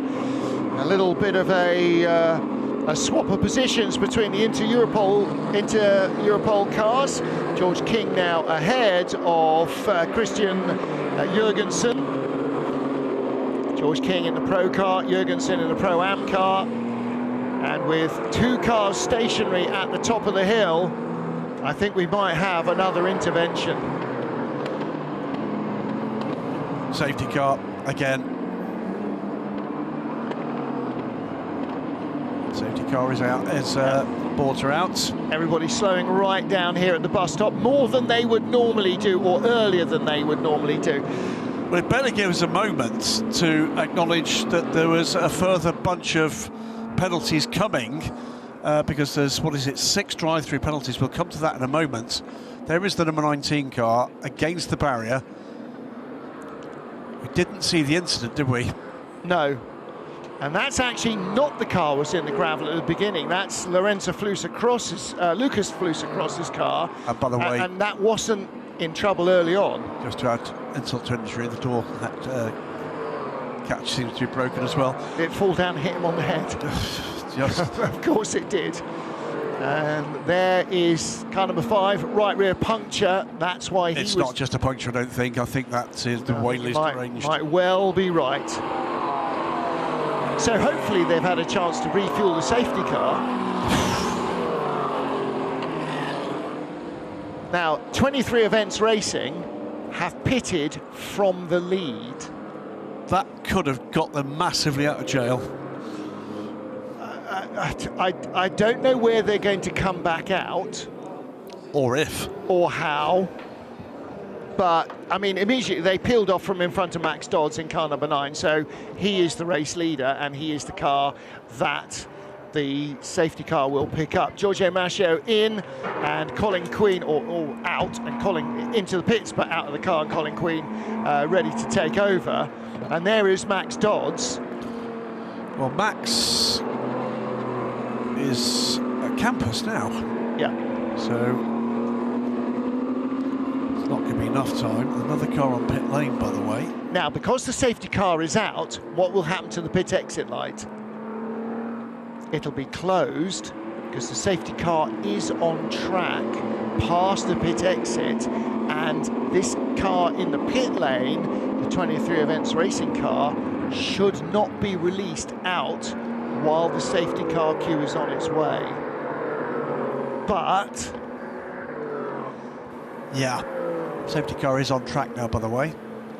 there's the CLX 97 car. Pit exit is red. Steph Wentworth reports. Thank you, Steph. You didn't hear it, but we did. So 23 Events were not saved by that.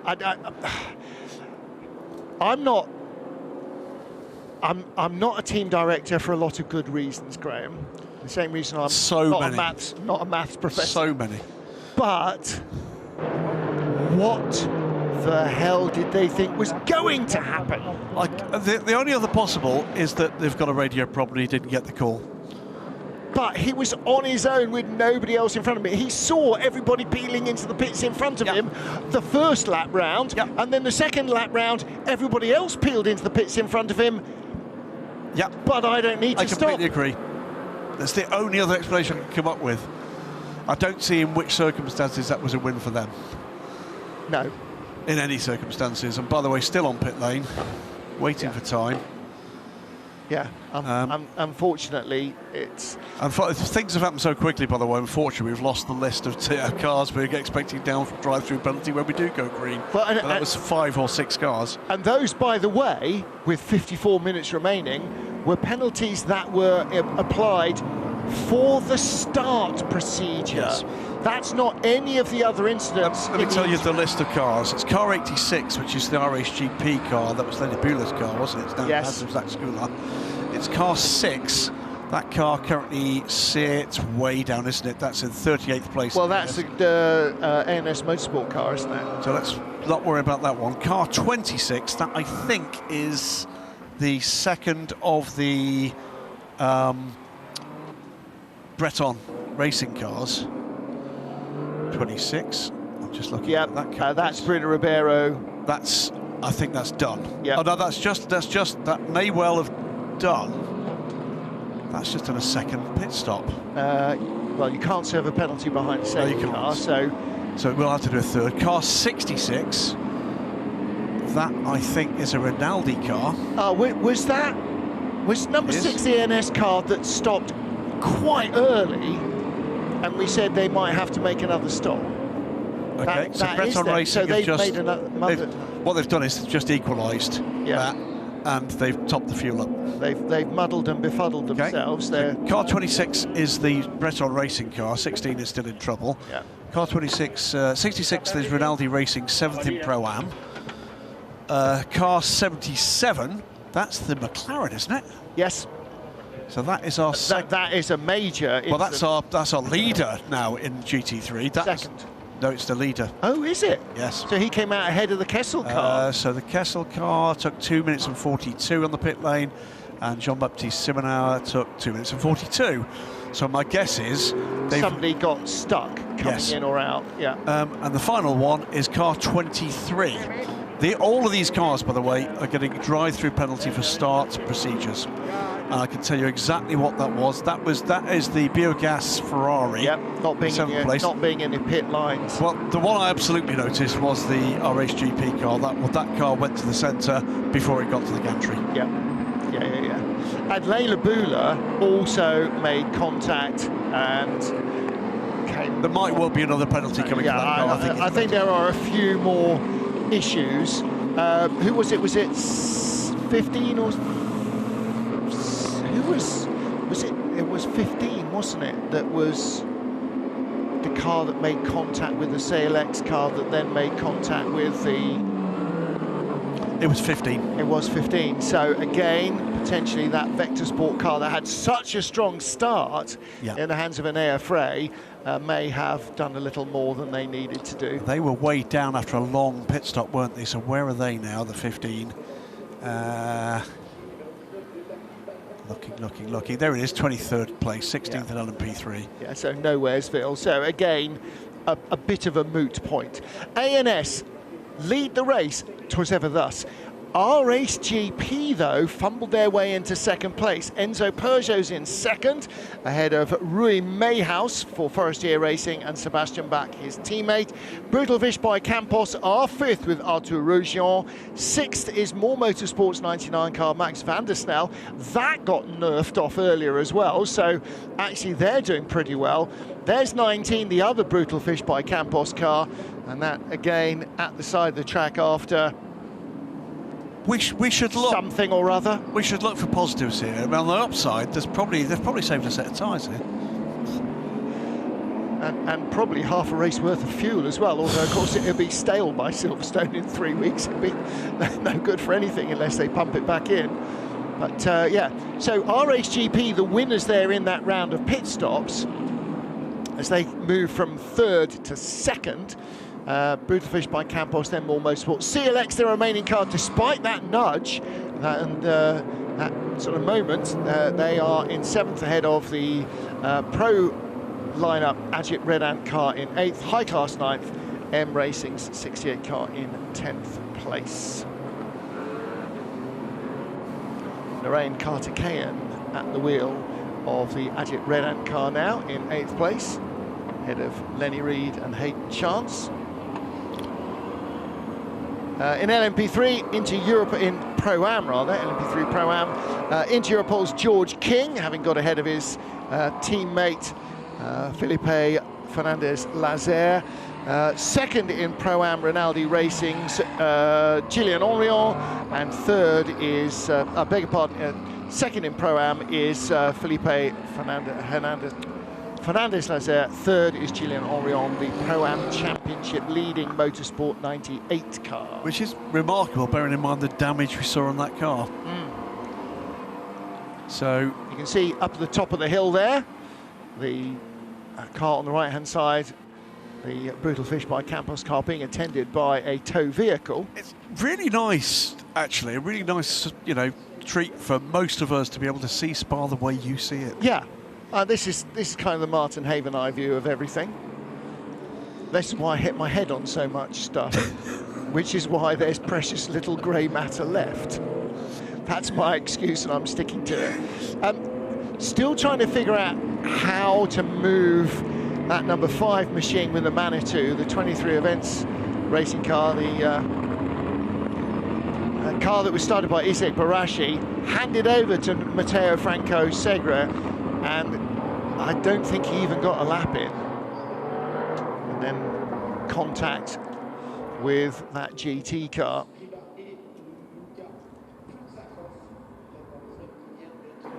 Yeah. I hope they're not weighing these cars in for scrap, because there's been a lot of work for the rescue vehicles today. Now, you're going to look at all the incidents and the number of laps behind a safety car without benefit of the pictures and go, God, the weather must have been terrible. The thought has occurred to me, how many green flag laps have we had? It's not many. I've got more fingers on one hand.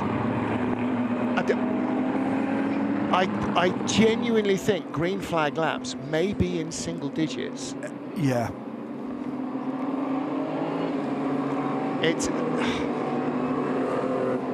it may not set new records, but it's certainly heading in that direction. 47 minutes to go. Yeah. Well, I can tell you, we did a one race where we had 3 green flag laps. Correct. Okay. So that's the low bar that we're hoping to vault.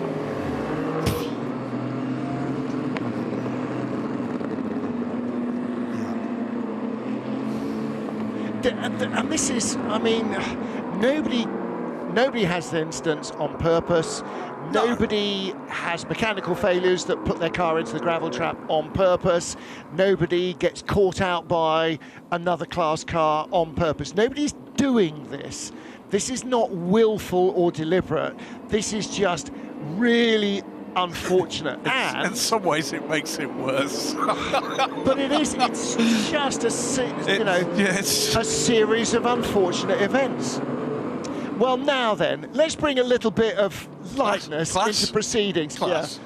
Class with Steph Wentworth. She's with our championship leader in LMP3 Pro-Am. I'm joined by Eric Dodonka, driver of the Motorsport 98. We were just chatting about how it was intervention after intervention after intervention, but as championship leaders, it's almost a benefit to you? Yeah, I don't know, but it was crazy because for the formation lap, I mean, it was wet with the new slick tires. I mean, I was expecting a big crash.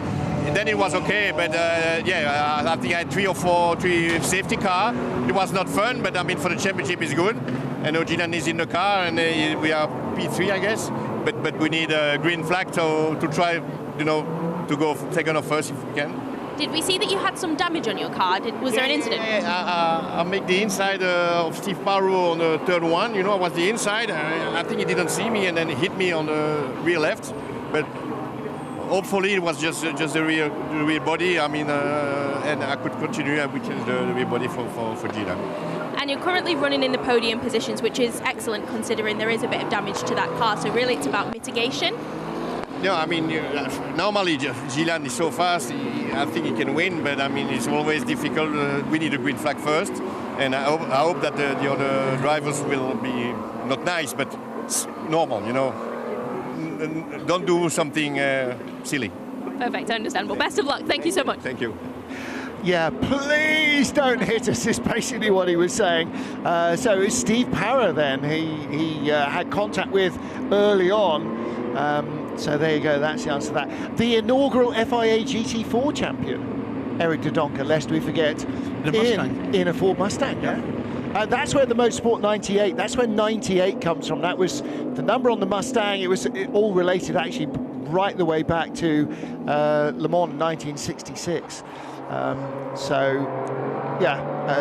where the 98 comes from. He said, I've always tried to keep the number 98 on, in a Ford Mustang, the GT4 champion. And as he said, his first ever race at Spa was on 2 wheels here when he was a bike racer, a motorcycle racer, not your Chris Hoy.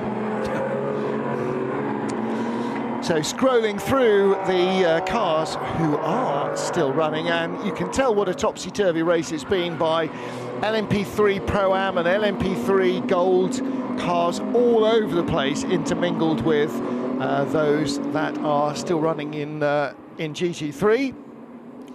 Ajit Kumar's car, did it leave the pit lane? It hasn't. It's still being worked on, I think. So this is the 5, isn't it? Yep. Now on the flatbed, the 50 of the 16 car, they were looking at the front left corner. Yeah, and so I think that does sort of bear out what we believed we'd seen Ajit Kumar saying. I got hit, and again, what we think we heard was something my fault, but it actually sounds like not my fault, and I think I'm not sure that with all that work going on the left front corner, that's necessarily driver error. So here we go. Safety car remains out, but I think we might be looking potentially at going green this time round with 42 minutes remaining. I mean, a race director will want to go green as soon as is humanly possible. just to try and get some racing laps in. It's a matter of now getting the intervention cars, intervention vehicles to a place of safety. And back on station in case they're needed again. And that's all part of it as well. So LMP3 Pro Am, George King leading from Felipe Fernandez-Lazer and Gillian Henrion in the Motorsport 98 car. Max Dodds, Enzo Peugeot and Rui Meiohas, as you saw, the top 3 in LMP3 and the top 3 in GT3 rather. SMC Motorsport with a penalty hanging over them. Kessel Racing in second, and the AF Corsa car in Code Racing Development rather. No, it is Kessel Racing's Ferrari in third as well. So Code Racing in fourth in the Aston Martin, car number 11, and then Racing Spirit Le Mans in 5th place, which may well become 4th. And the problem with penalties now is because everybody is still hard up against the bumper of the car in front-ish, because the safety car, penalties have a much greater significance, don't they, Graham? Well, it's increasingly so as we get deeper into this race. So we've got that gaggle of cars that have got the drive-throughs to do. We've also got a further group of cars that are going to get a 10-second penalty added. And that is to do with further start infringements. Number 4, 24, 43 and 86 will get 10-second penalties. But with the field in this state, and we are going to go back to green flag running, those cars, and that includes, remember, our current GT3 leader, that are now going to have to take a drive-through, it's going to punish them hard because the field are nose to tail. Well, if it was the race leader that had to do a drive-through, it's about a 32-second pit delta. Yep. That would drop him down to 28th place. Yes. And that's what it's all about. Basically, a drive-through now, you're dead. It's disaster. Yeah, it's a disaster. Absolutely. And again, even if the penalties aren't applied yet, although they have been notified, so it won't just be 10 seconds added to your time at the end of the race. They have been notified. You'll have 3 laps from going green, 3 green flag laps from going green, and that might take us to the end of the race. And by the way, it is serve your penalty. It is single figures at this stage of green flag laps. Yeah. Okay, ready to go. Max Dodds it will be, leads the race away from Enzo Peugeot. Away we go, Martin Haven. Yeah, it's A&S Motorsport from RHGP. They're the 1-2, and they're very close together. Enzo Peugeot right behind Max Dodds. You can't see him. You can see the 2 green and black Forestier Racing by VPS cars. RHGP comes around the outside, sweeps around the nose of Max Dodds. Can he keep it on the island? He does. Dodds just a fraction too cautious there. Forestier Racing 3rd and 4th, but the erstwhile leader Max Dodds under real pressure now. Car number 29, Rui Meiohas, alongside through Eau Rouge, and takes the advantage by cutting the corner. I mean, he didn't have anywhere else to go.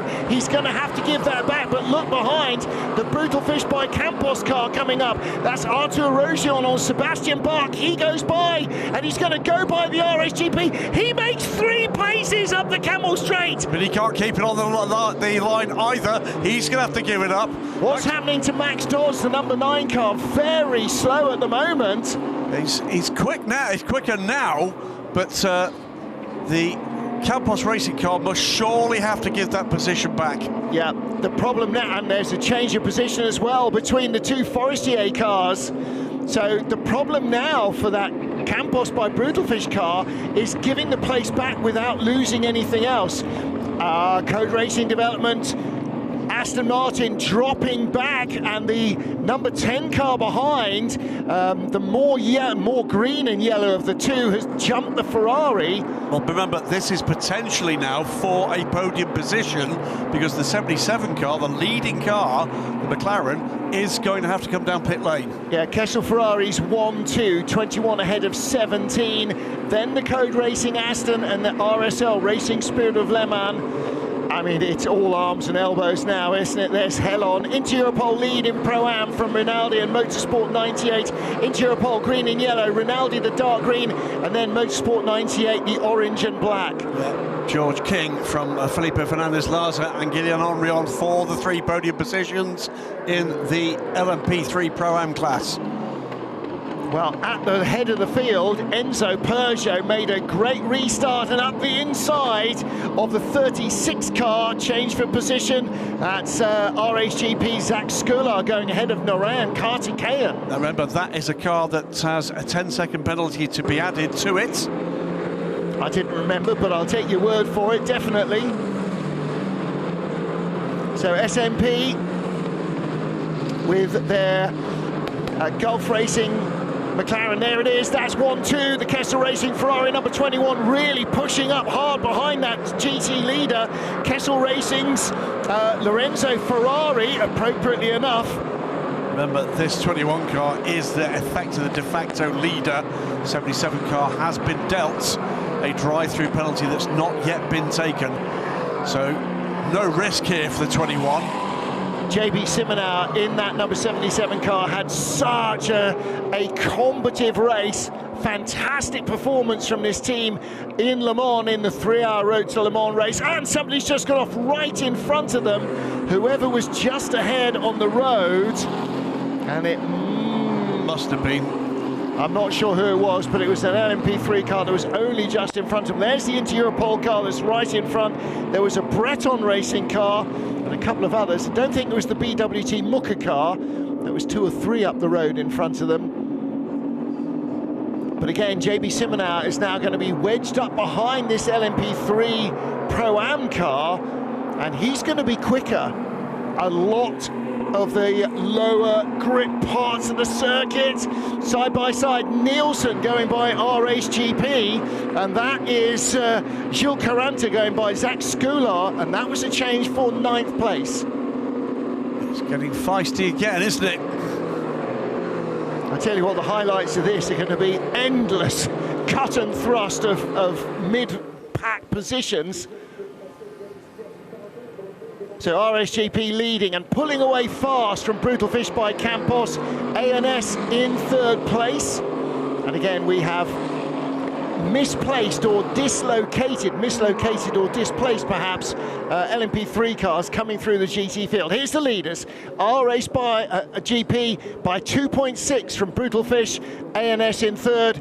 Ollie Dodds, Max Dodds has steadied the ship, but Enzo Peugeot racing away with this one, and it's a the bit of a lunge for the P3 car on the Aston Martin. But the Racing Spirit Le Mans car avoids contact but does cede position on pit lane now, the 77 car, to take that drive-through penalty.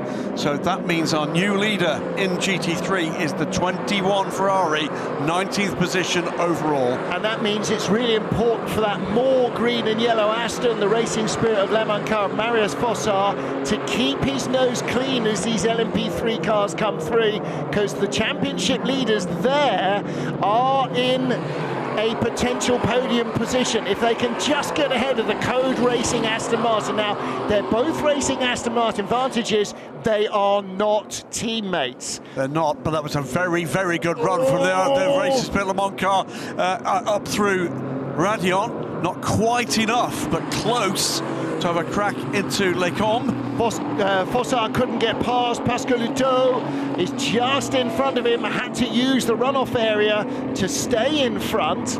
The threat almost comes from behind. Yeah, it really this little is. gaggle of LMP3 cars and be eager to get by while they're trying to have what is a significant battle for both the race position and the championship position.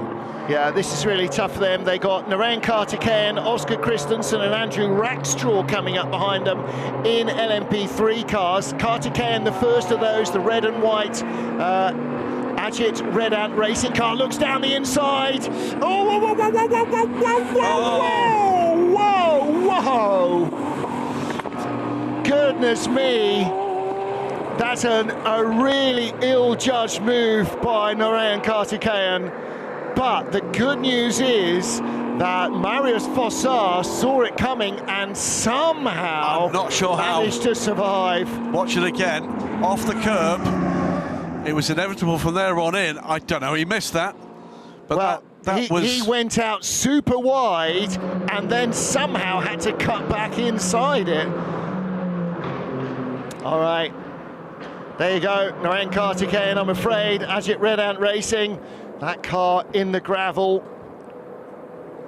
And that's going nowhere. Yeah, and I think Narain would look at that on any other day and think that was not his wisest move. This, though, is the battle for the lead in it is, GT3. but it might soon be negated by a safety car. The black Ferrari is the Kessel Racing car that leads. The red and white Ferrari is the Kessel Racing car in second place. And they are still being molested by LMP3 cars that are out of position. Full course yellow is coming. I wonder if that is an immediate intervention. I can't see they get that car out of there without a safety car.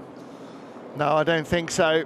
And the other Ajit Red Ant car has been abandoned in the pit lane. They're no longer trying to fix it. Still third and fourth, the two Aston Martins, Code Racing in third. And a change dynamic going by Blackthorn. Just before, 10 seconds before we go into full course yellow. New fastest lap of the race goes to Enzo Peugeot and they leave the race. 2.4 seconds up on Arthur Grosjean. Full course yellow now.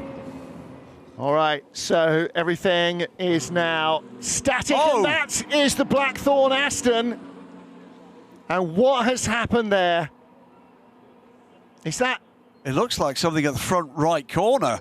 Is that tyre smoke? Has he had a brake explosion? Are his brakes on fire? It really looks like it, doesn't it? This is... That's Tom Canning. Tom Canning, yeah, his brakes are very much on fire, well alight, or something on the right-front corner is. And that is the Ecurie-Cos Blackthorn Aston Martin.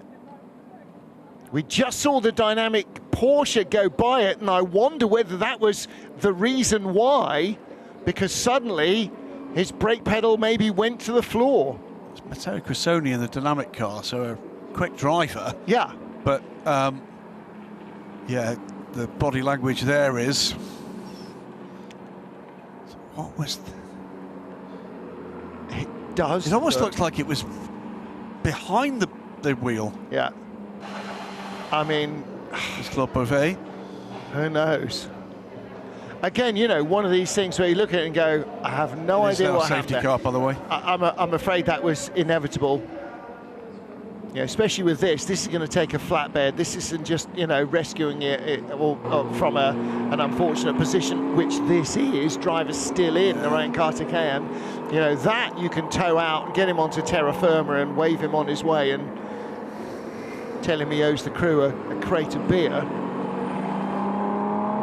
But that Blackthorn Aston, that's a whole different kettle of fish, I'm afraid. 29 minutes on the clock, so we're past 3/4 distance. Yeah. And Enzo Peugeot, for all his super fast laps, he's got the lead, but now it'll be a safety car restart. Well, I feel like saying out loud, I'm terribly sorry if you're watching this race. I think somebody should apologise for it. It's...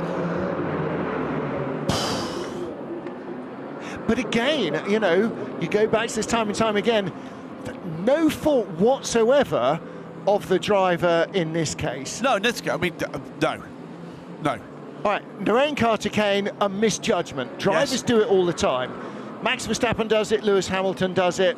You know, everybody is human. They make mistakes. It happens. And so that isn't deliberate either. It is proper. We're in Lemony Snicket territory. This is a series of unfortunate results. It is. It really is a series of unfortunate events. A very long series of unfortunate events. A bit Lemony Snickety, is that what we're going to call this? Yeah, it is a bit Lemony Snickety. But, you know, what's the most famous phrase in American motorsport? Apart from... Don't throw chicken bones on the racetrack. Apart from that, cautions breed cautions. They do, because everybody is suddenly bunched up again. After 90 minutes, there should be lots of racing room. There's not. Everybody's bunched up again and again and again, and the opportunity to try and make a difference and grab a place is hanging carrot-like in front of every single driver. And not all of those moves go well. And that car's going to need to stop in the pit lane for a legality panel as well. That picture tells the story of this race. The split covered in gravel and with bodywork dragging. Yeah. If you are at home and playing a drinking game around cautions, by the way... Well, you won't be able to hear us any longer. You're on the floor. No, exactly. 1 tequila, 2 tequila, 3 tequila floor. Yeah. We might need to... I think there's a merch line there, isn't there? What, a Michelin Le Mans Cup merch line? Safety car shot glasses. I could do some damage there. I can see LMP3 Marketing making a beeline for my creative input on that one. Yeah, I've said it now on air, so anybody else is guilty of copyright infringement. That's my IP. Well, so what do we know? Enzo Peugeot. Let's take a look at what this might mean in terms of points standings, because the car that now leads is the championship leader in LMP3. So they came in here 12 points clear of a car that is no longer running, Lucas Flusser and Mutus Rieber. That was the number 19 Brutal Fish by Campos car that's now retired. Giovanni Mascio and Colin Queen, they're not currently scoring a point, and they were 19 points further back. Auguste Raber and Arthur Rogion, again a long way back. No, they're second, so they're going to lose further ground. They were 23 points back, so they will go further back. High Class, not in it. Forestier, further back.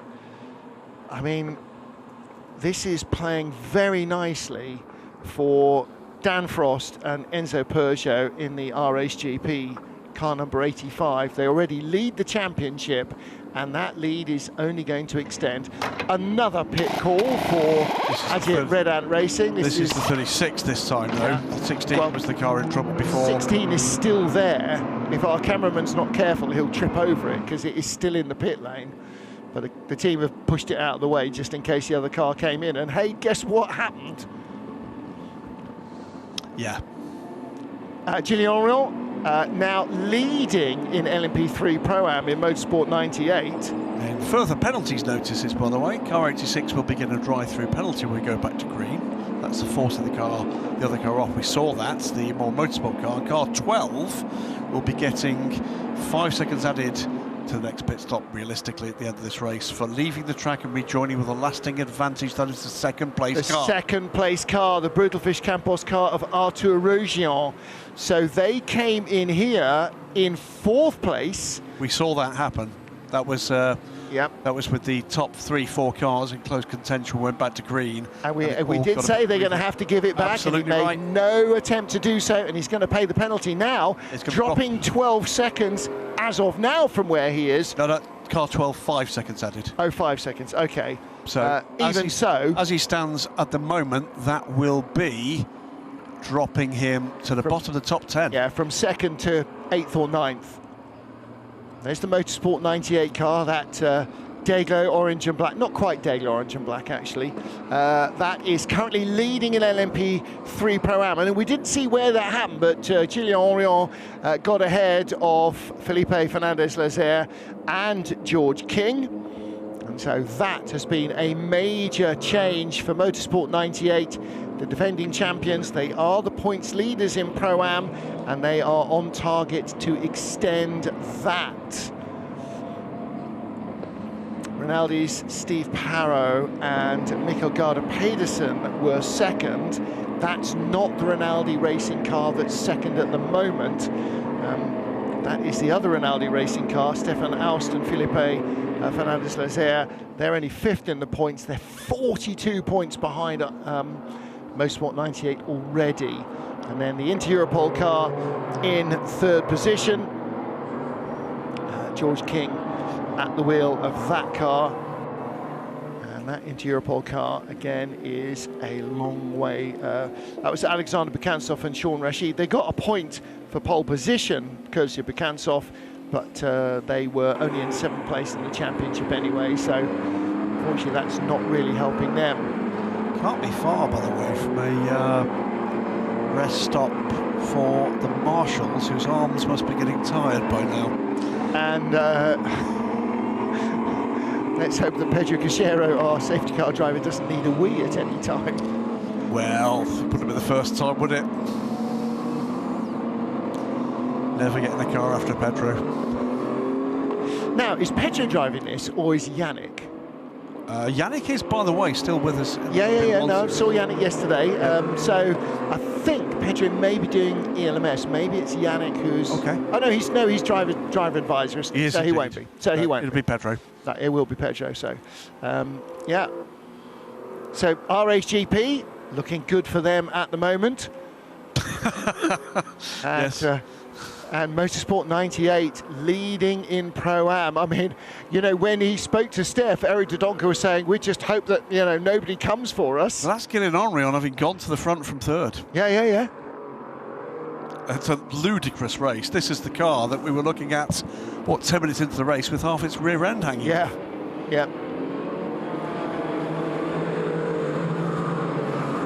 Well, again, you know, sometimes things go your way, sometimes stuff comes your way, and at the moment, with 20 odd minutes to go, things seem to be going the way of car number 98. There it is.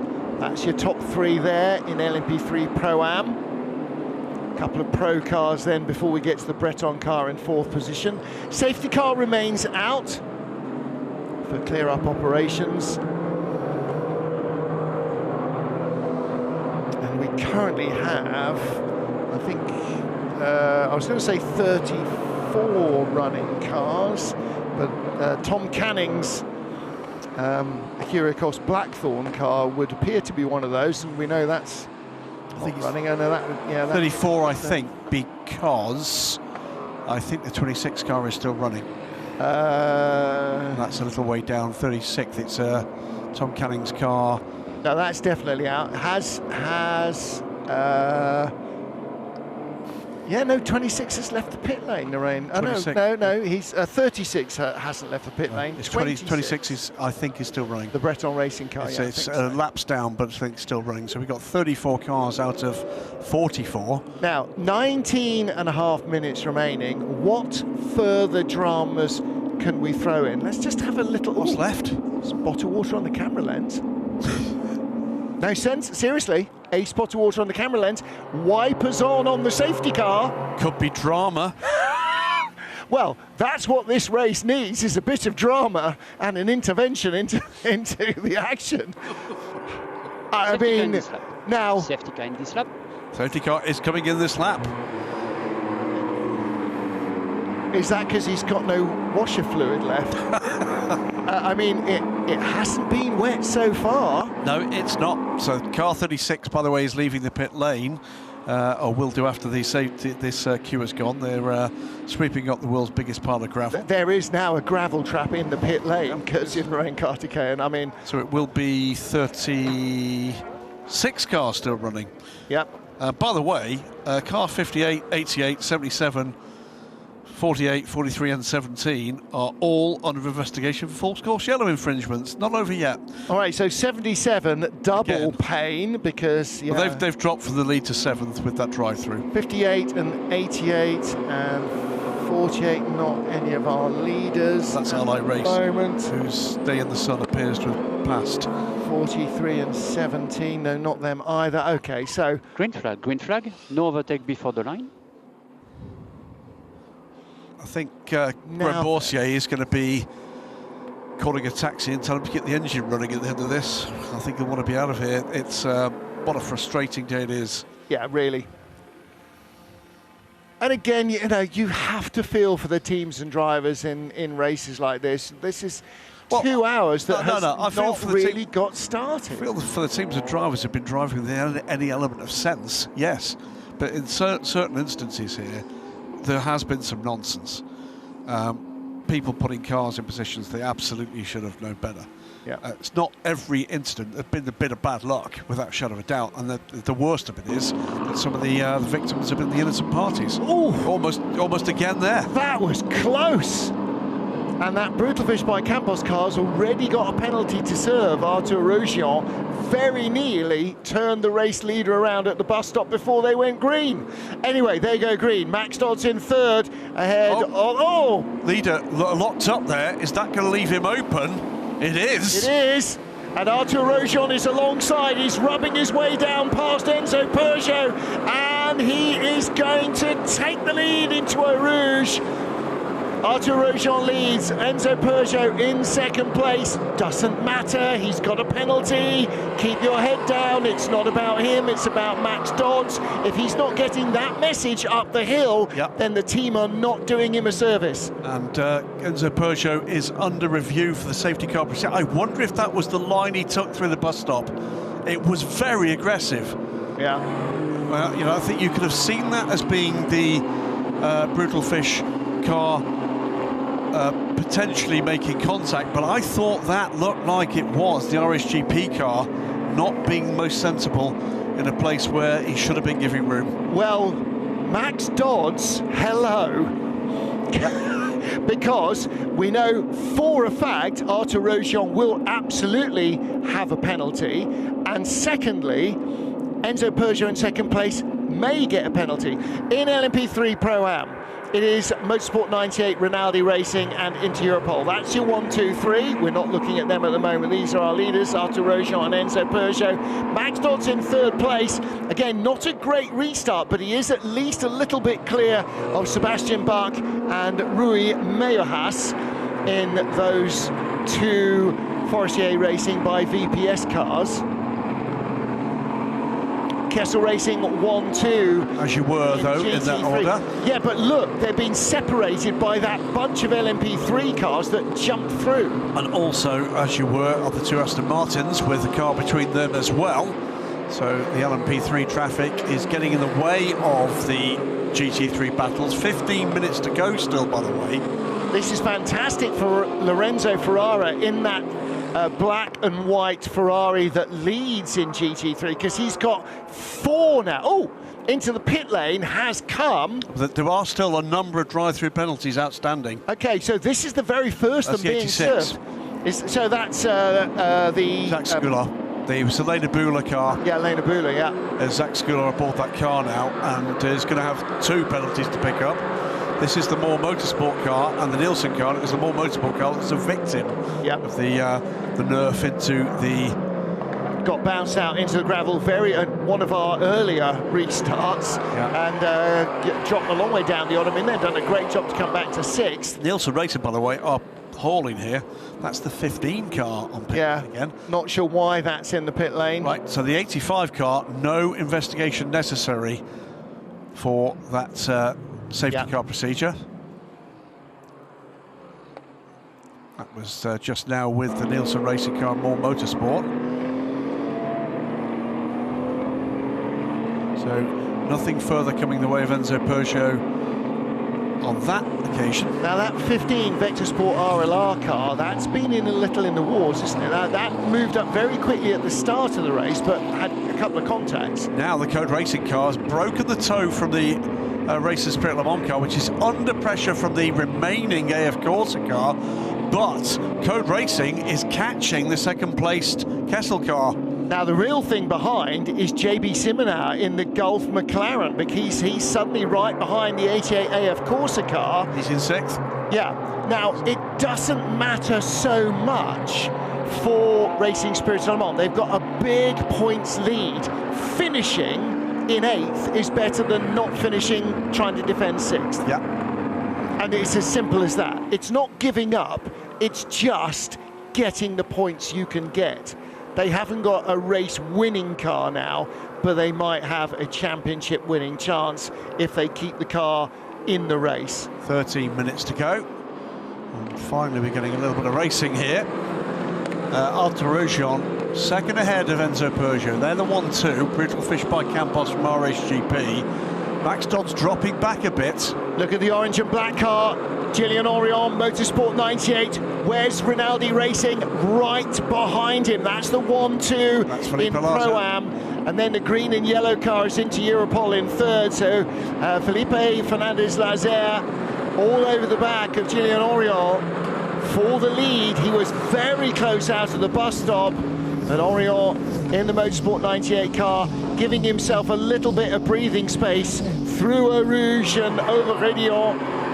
But up the hill, he's giving away a tow. He's probably picking up more of a tow than he's giving away from the cars in front of him.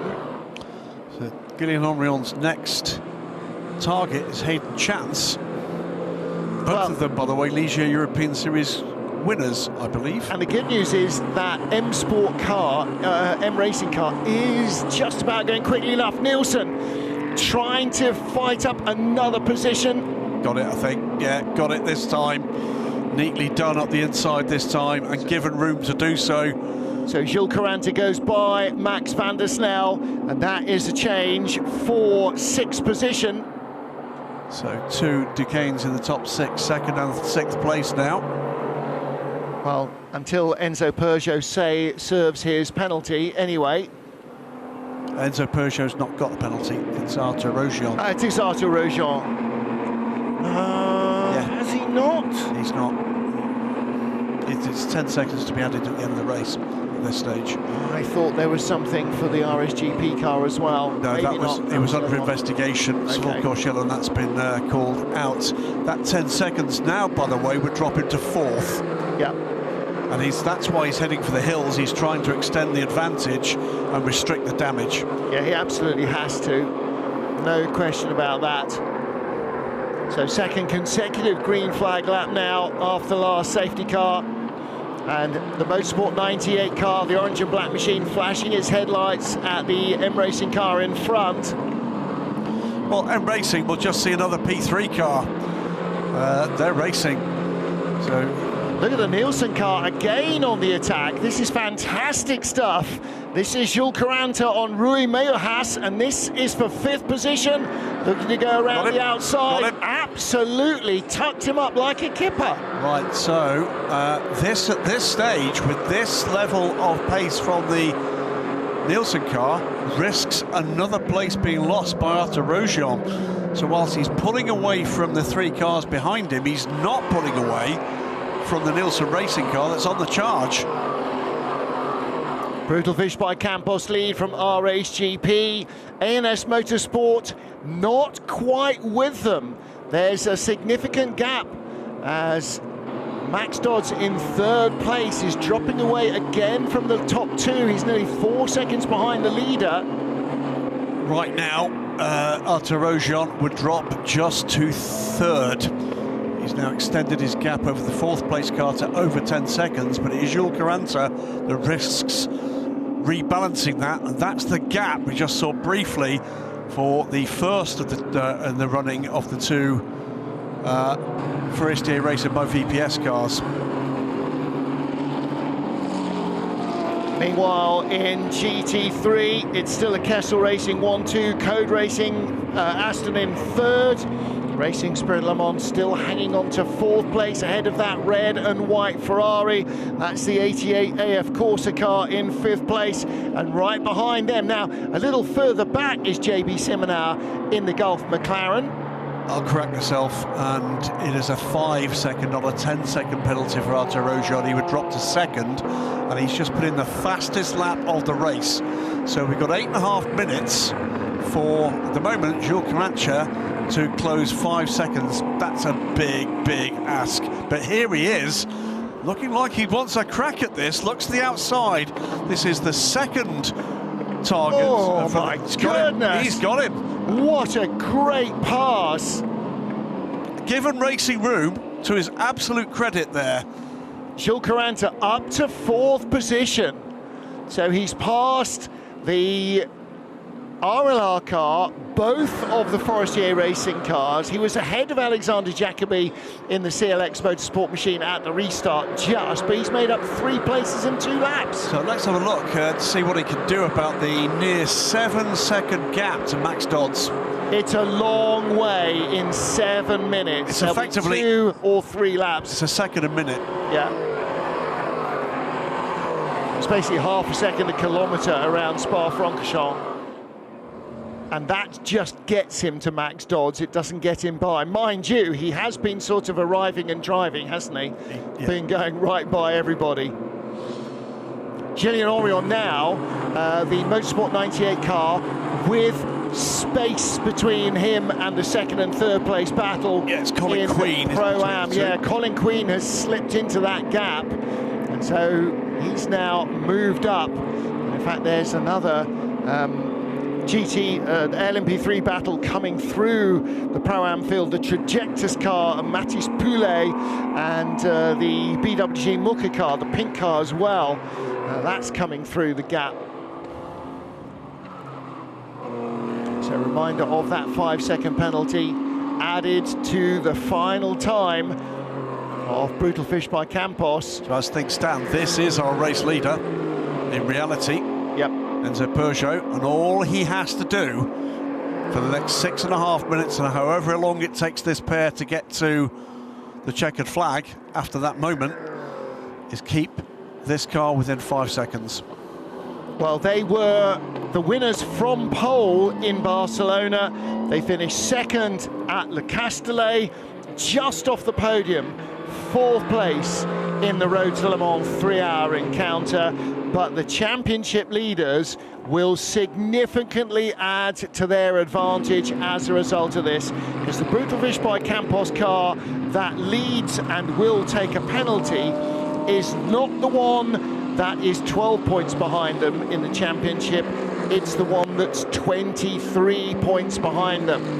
Kessel Racing 1-2, Code Racing in 3rd, then Racing Spirit of Le Mans, and a tiny gap back to the 88 AF Corsa car and the 77 SMC McLaren, then the dynamic Porsche and the Biogas Ferrari. The Biogas Ferrari is out of it, just behind, just out of shot there. Yeah, I mean, caught this group, all of a sudden the McLaren is not able to make any further progress at the moment. And also that red, white and black Ferrari, the 88 AF Corsa car, we haven't seen any attempt at a lunge. 20-second penalty added to the race time of car number 58. That's the 5th place car in LMP3 Pro-Am GG Classics. So that's going to cost them multiple positions. And there are more potential penalties coming through as well. So it's not exactly going to be WYSIWYG at the checkered flag. What you see may not necessarily be what you get after the penalties have been added. I will say, by the way, Jules Carancha is making inroads into the gap to Max Dodds, but not quickly enough. It's about 6 seconds now. Disaster. Penalty for the LA Racing car. 10 seconds being added to their time as well. They dropped all the way back. They were in a podium position for a lot of the race, but they've dropped all the way back to 9th in class, so they can't fall back any further in class. There's only 9 cars running. They'll, I think, take a look back at what they can learn from what little running they've had in this race. Well, I think what they can probably learn is that not all races involve a lot of green flag laps. Indeed. There may have been a slight suspicion of that in the first place, but yeah, I mean, you know, you take the positives out of it. They qualified 2nd, they were running in the top 3, they've got the pace. Somewhere in there, it didn't necessarily fall their way, but that's not necessarily the way it's going to be every time. So Kessel Racing at the moment with a 1-2, and we'll tell you that the Code Racing Aston Martin has dropped back from the 2nd of those Ferraris. Looking good at the moment for Kessel for 1-2. We've got 3 minutes left of this race. Is the Code Racing Aston Martin under threat from Racing Spirit Le Mans? Not immediately. Significantly more concern about Racing Spirit Le Mans under threat from both Marco Bononomi in the AF Corsa 88 and the 77 McLaren. Code Racing have only had one race finish this season. They were 6th at Road to Le Mans. And Motorsport 98 looking to put another position under their belt. It's in the top 10, 9th place now. Gillian Henry on it. It's absolutely flying. High classes, Colin Queen is back in front. But there are now two cars between him and the Rinaldi racing car. Rinaldi is the multicoloured green car with the green and yellow Inter Europol car behind. So Gillian Henrion got by Colin Queen, but Queen has got back past him. No, Queen is behind him. Queen is in the 23 events car behind him. Oh, so who's in 20? That's Lenny Reed. Okay, that's Lenny Reed. Yes, you're right. So Lenny Reed was behind, is in front. Here's the race leader, Brutal Fish by Campos, 2 minutes. So this will be going on to the final lap. Marius Fassard is going to be very careful. He gets a warning flag for track limits with 2 minutes to go in the Racing Spirit Le Mans car. Yikes. That is, now where are we here? 1.267 seconds is the gap. This is the battle for 4th place in GT. And if anything, it's Marco Bononomi. He's putting him under pressure, as well he might, because if he can force another track limits, that's a penalty. Well, Bononomi should be of the ability to try and get by there as well. Yeah, Marco, long-time Audi factory driver, big development role through their LMP1 days.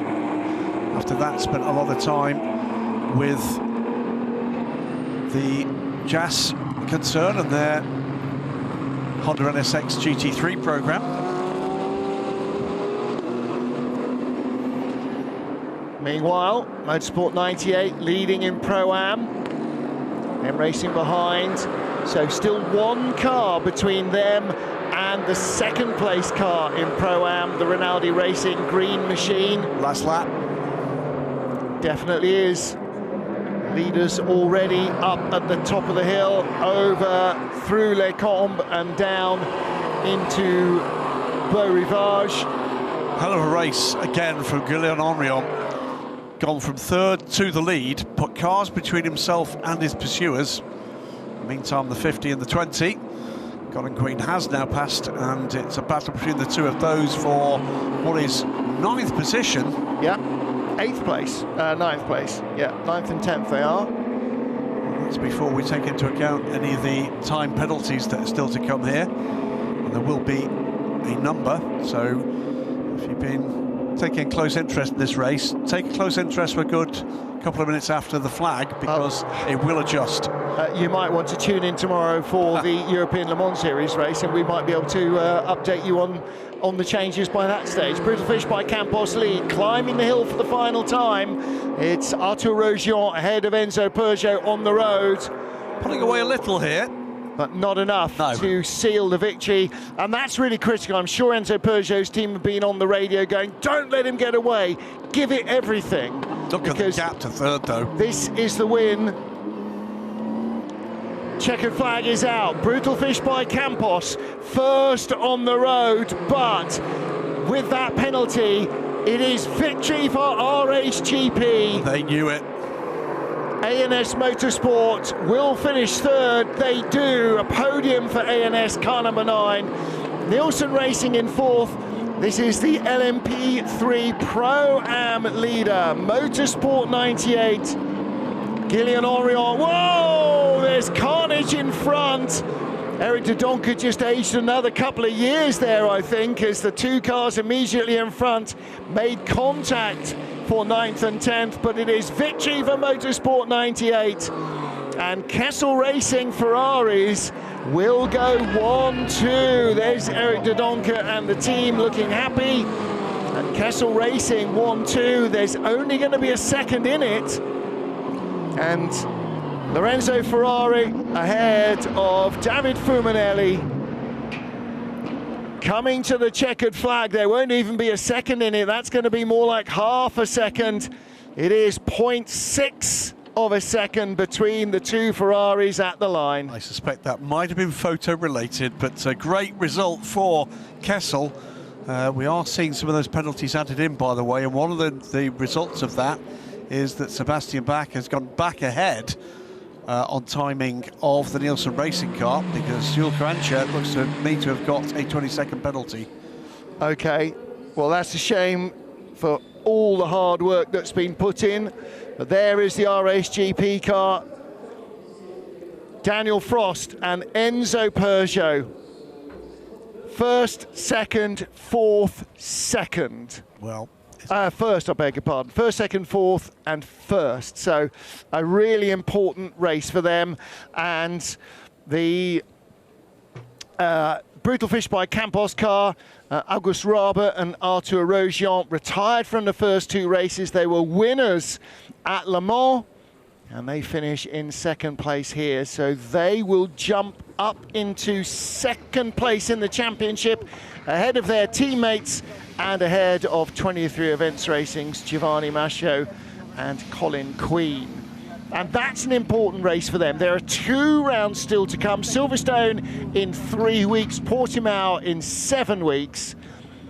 And they could, with a lot of luck and a following wind, maybe overhaul Daniel Frost and Enzo Peugeot, but that's going to be tough. And in terms of LMP3 Pro-Am, you can see the Kessel Racing Ferraris that were 1-2 in LMGT3 there. In terms of Pro-Am, another win, a third on the bounce for Eric de Doncker and Gillian Oriol. That's a massive, massive result. Great stuff from both drivers for the Pro-Am result, without shadow of a doubt. Great stuff from this young pair as well. Daniel Frost, Enzo Peugeot. They'll both be correctly delighted with that. Yeah.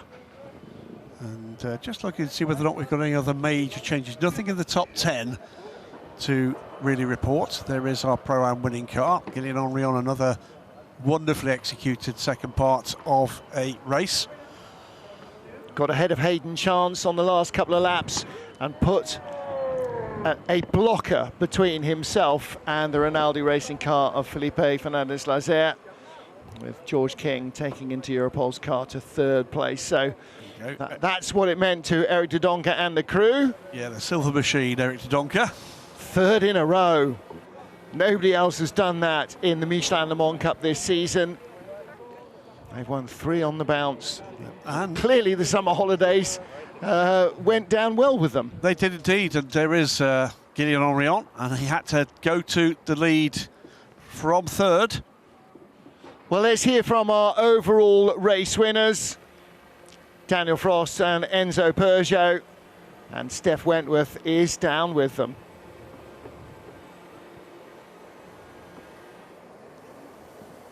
And it's all smiles down here as I'm joined by the winners of the race, the number 85 RSGP. A huge congratulations to the both of you. Daniel, your stint, should we say, was filled with interventions. You couldn't really go racing.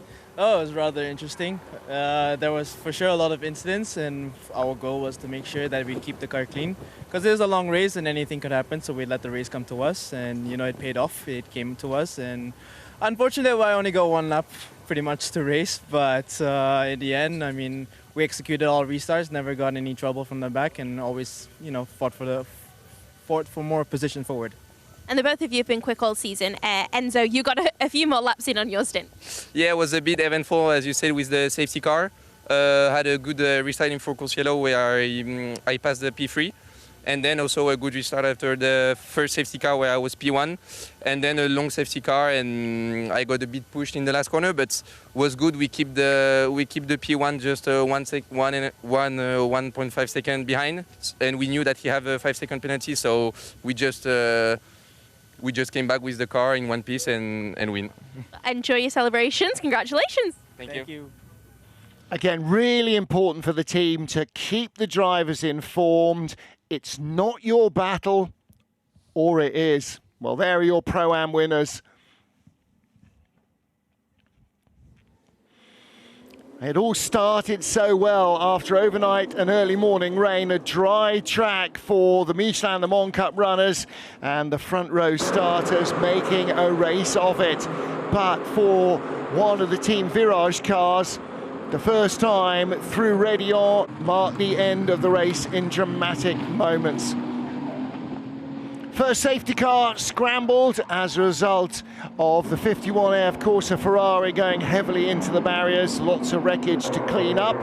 Going back to green flag, and then Ajit Kumar with what turned out to be a left front suspension failure, looping helplessly into a spin, causing a safety car. At the restart, more contact. CLX and Team Virage, the unfortunate and innocent parties, cue another safety car period. By the time we got close to the mid-race, we'd already had 3 safety cars and only 1 full green flag lap of racing. Back to green once more. At the front of the field in GT3, Kessel Racing and SNC Motorsport battling, Ferrari versus McLaren. It looked as though the Aston Martins could play a part in the podium celebrations as well. High-speed lose for the CLX Motorsport car, luckily getting away without too much damage. And then the driver changes under full course yellow, under safety car rather, but immediately there was more trouble. Brutal fish by Campos on one side of the road, and the number 5 car making contact with the GT on the other. Another safety car period. Back to green flag racing once more. And still, the 77 SNC Motorsport McLaren trying to find a way past another safety car. And this time, Brutal Fish by Campos leading at the restart from R-Race GP, but with a time penalty to be served.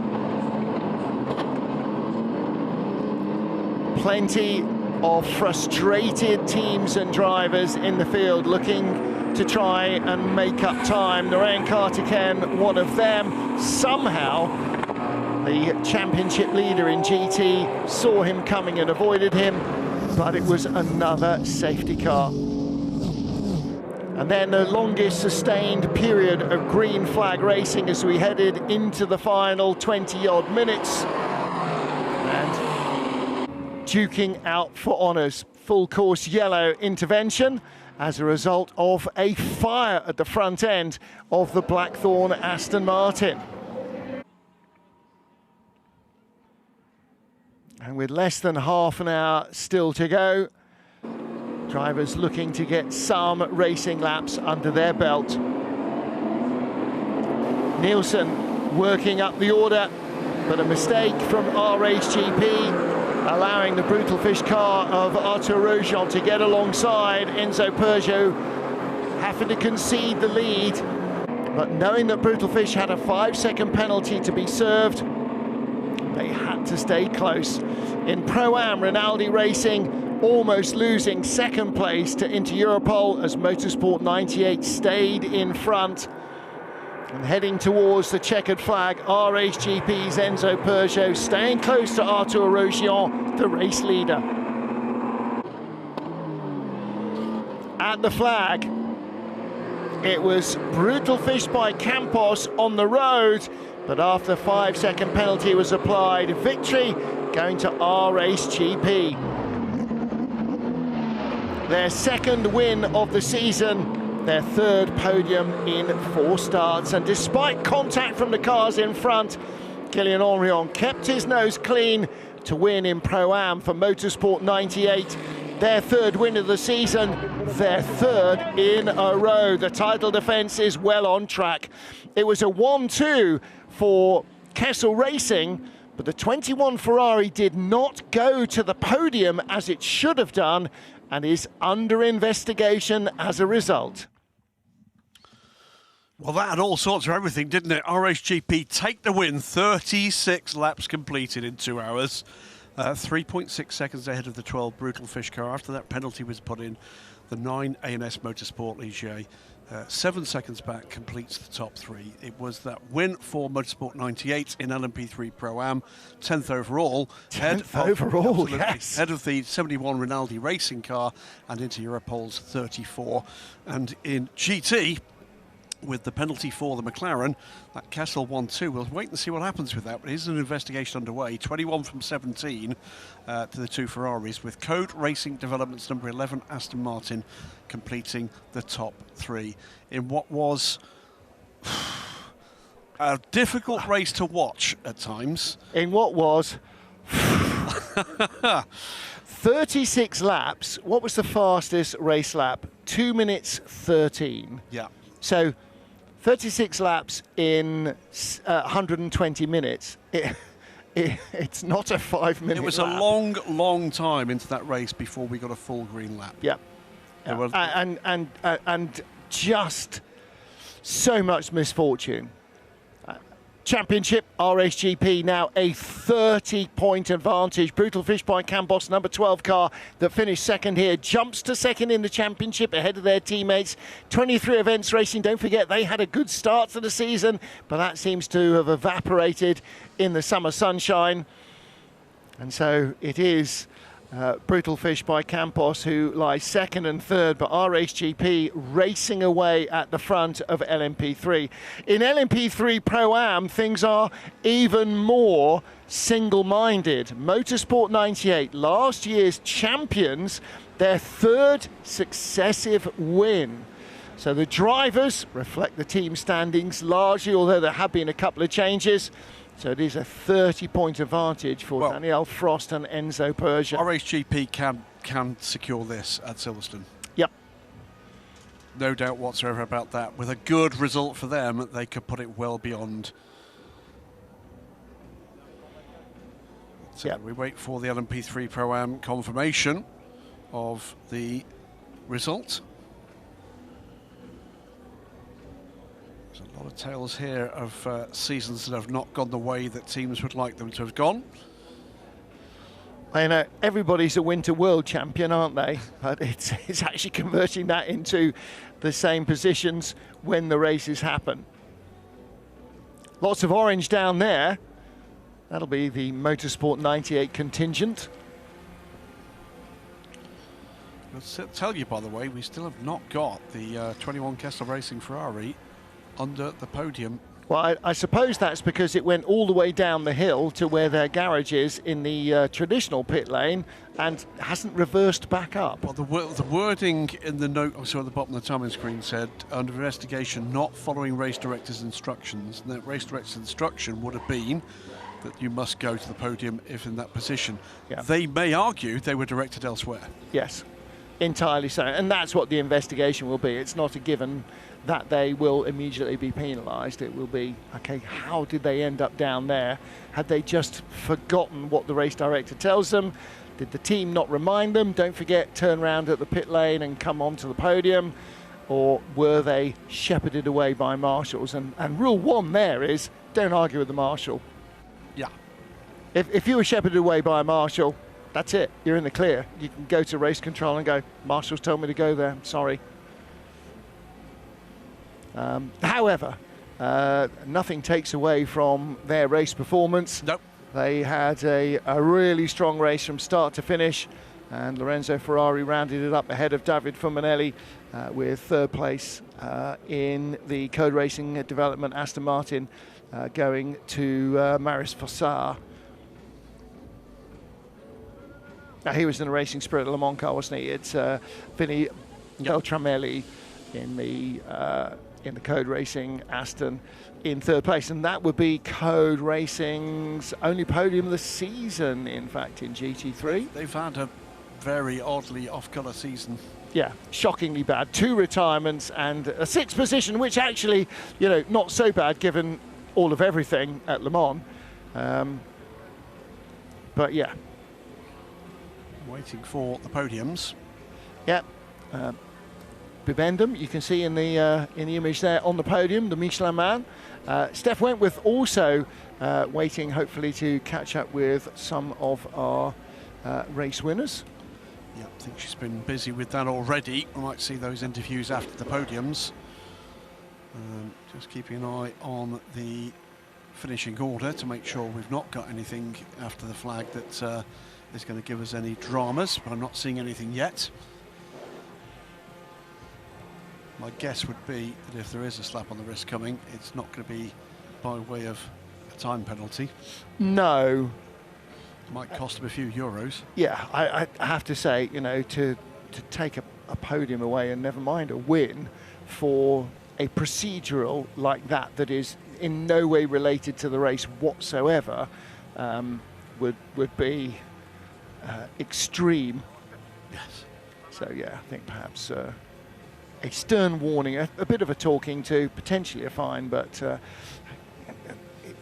the problem here, of course, as at Le Mans and everywhere else, is you go down past the pit lane and then turn around and have to come back up. Now, everybody else is also going down past the pit lane, but going down the hill. Yes. And being shepherded in. So once the LMP3 cars have come by, then it's entirely possible that our GT3 winner was missed, and the stewards or the marshals on the corner there just waved them all down the hill. Yep. And we saw both cars on the downhill parked together, nose to tail, the two Castle Racing Ferraris. So there's no doubt where he's gone. Yep. The only question is, how did that end up there? The other thing that's possible, at least one car I spotted, was in the Grand Prix pits when it shouldn't have been, and that was another GT car. So oh, right, okay, so maybe one of the Aston Martins was definitely on the Grand Prix. That might have been the Code Racing car. Don't forget the two Kessel Racing Ferraris were nose to tail across the line. I mean, only half a second apart. So if one got waved down, they would have both have gone. So it may have been that the Code Racing car, which was third, was waved into the pit lane in error, or turned into the pit lane in error. That's I can tell that's Guillaume Rion's dad with the camera. I'm sure taking some pictures and video for posterity. Thomas Bastien down there as well, our circuit announcer, waiting to do the honours with the ceremony. A very familiar face and voice here. Yeah, it gets flipping everywhere, doesn't he? He's a great guy. He is. Good friend of ours.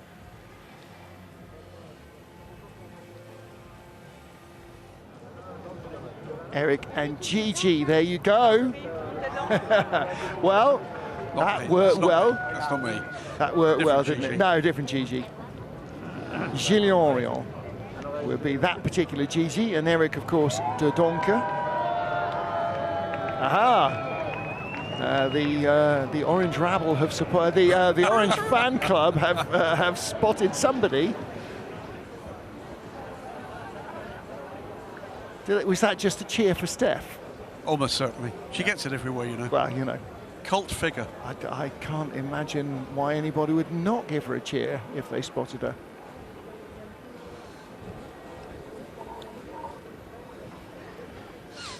I've waited shorter times than this for an election result. I have to say, we've had shorter gaps than this between safety cars. Hi. Well, Bibendum, a Michelin man, is poised. And Michelin supplying the tyres for all three categories here in the appropriately named Michelin Le Mans Cup. It would be quite a shock for another tyre manufacturer not to be involved, wouldn't it? Or to be involved. So the Michelin Le Mans Cup with Michelin tyres supplied for all the LMP3 cars, either in LMP3 or in Pro-Am, and also to the GT3 cars. Yeah, it's there's all sorts of shenanigans, aren't there, at the moment? We've just had some announcements of LMP2 through to 2029 and LMGT3. And we're waiting for news of what happens with Hypercar next. Yeah, so Goodyear will be supplying tyres for LMP2 and for LMGT3. Yep, and into the new LMP2 era.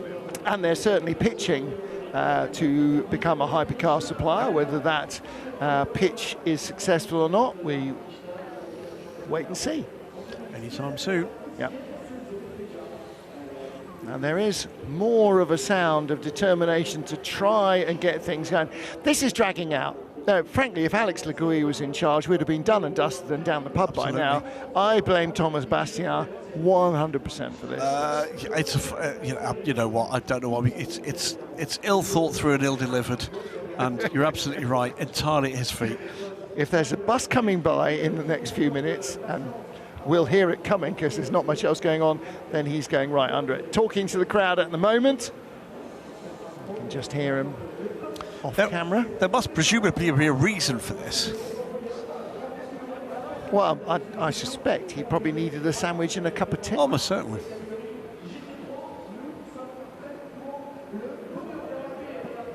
He's currently, you just see him at the side of the podium there, that figure in the dark jacket, waving a piece of paper around, trying to marshal the troops. And here we go. Some drivers on the podium, and not before time. Max Dodds looking a little bit disappointed, I'm afraid. I wonder what happened with that restart. Well, and from the second half of the race, the car didn't look like it had the pace. And this is the man, by the way, who put it conclusively on pole position. Yep, second place to the Brutal Fish by Campos pair. And then our race winners, Daniel Frost and Enzo Peugeot, the 85 Duquesne crew from RHGP. Are they on the road to another championship? Well, they certainly haven't done themselves any disfavours here, have they?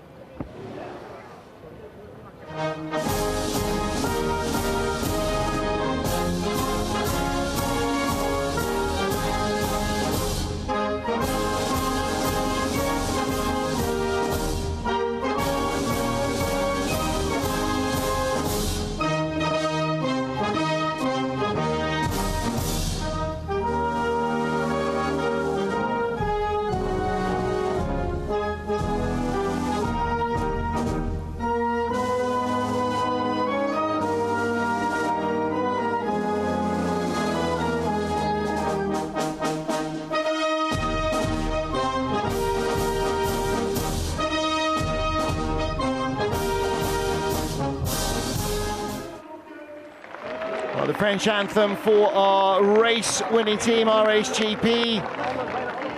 Enzo Peugeot and Daniel Frost are race winners. Receiving the trophy of the third place, their first podium of the season in what could loosely be termed an up and down season for ANS. 19th, 4th, 10th, 3rd. Cool. I think that pretty much, that's up and down. Second place here for Brutal Fish by Campos. Retired, first, second.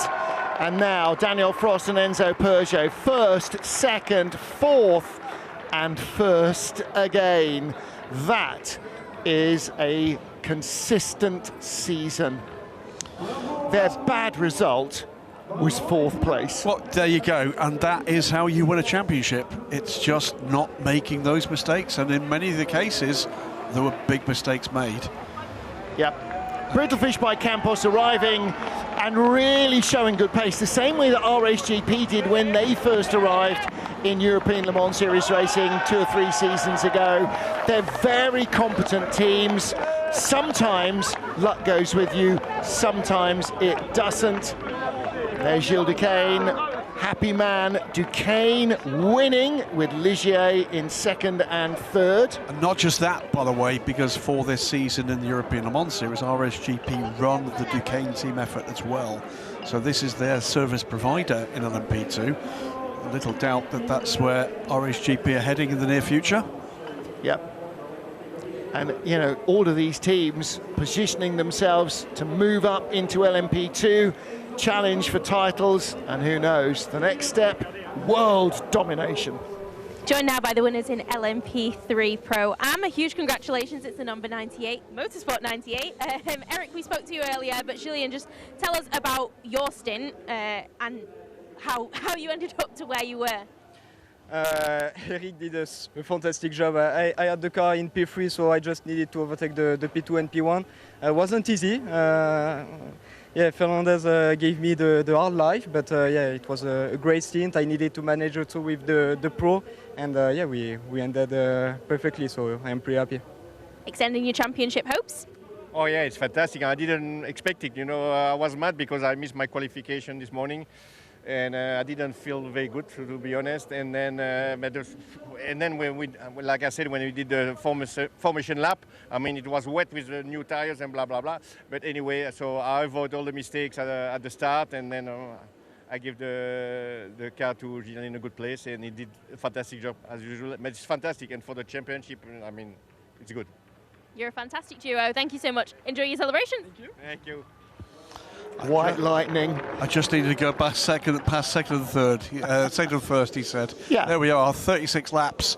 1.3 seconds ahead, Motorsport 98 of the 71 Rinaldi racing car, Stefan Aust and Felipe Laza, and then the Inter-Europol competition number 34 car third. Breton Racing 62 car finished fourth, and rounding out the top six, it was second Rinaldi car there, 66. With the drivers' standings next, I'm sure. Oh, it isn't. There we go. There is the standings. 27 points to the good. Another result that could be sorted at Silverstone. Well, they've gone from 12 to 27 because Steve Power and Mikkel Gahr Pedersen, who remain in second, did not score. There you go. This is the second place crew from the 71 car. We've already seen the 34 pairing to the podium. This is George King and Alexander Bekantsov, but two very happy chappies here. Gillian Henrion and Eric de Doncker, of course. This is becoming a bit of a habit for them, isn't it? You know, their third win in a row. And as you say, did we not crown them at Silverstone last year as well? You might be... or was it the overall title? It was the overall title, wasn't it, at Silverstone last year?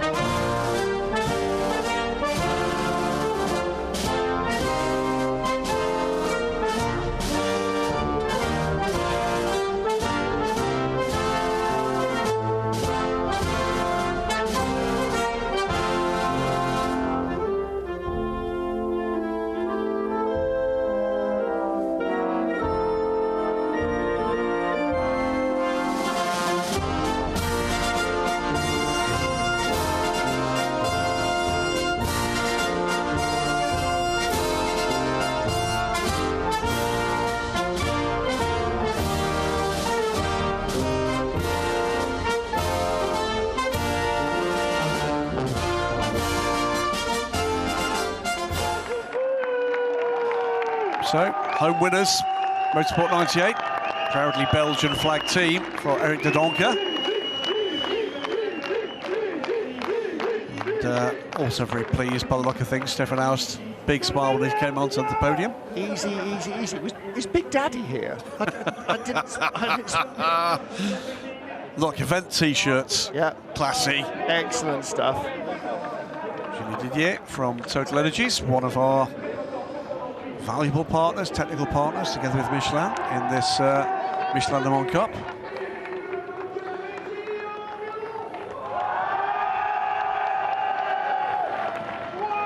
Well, they are looking really strong to defend their championship title. It's going to be calamitous if they are not crowned champions again. I mean, not for the championship, but for them, it's going to need a catastrophe. As you said, second place team didn't score today. Yep. If they don't score and the second place team gets pole and a win, that gap is 1 point.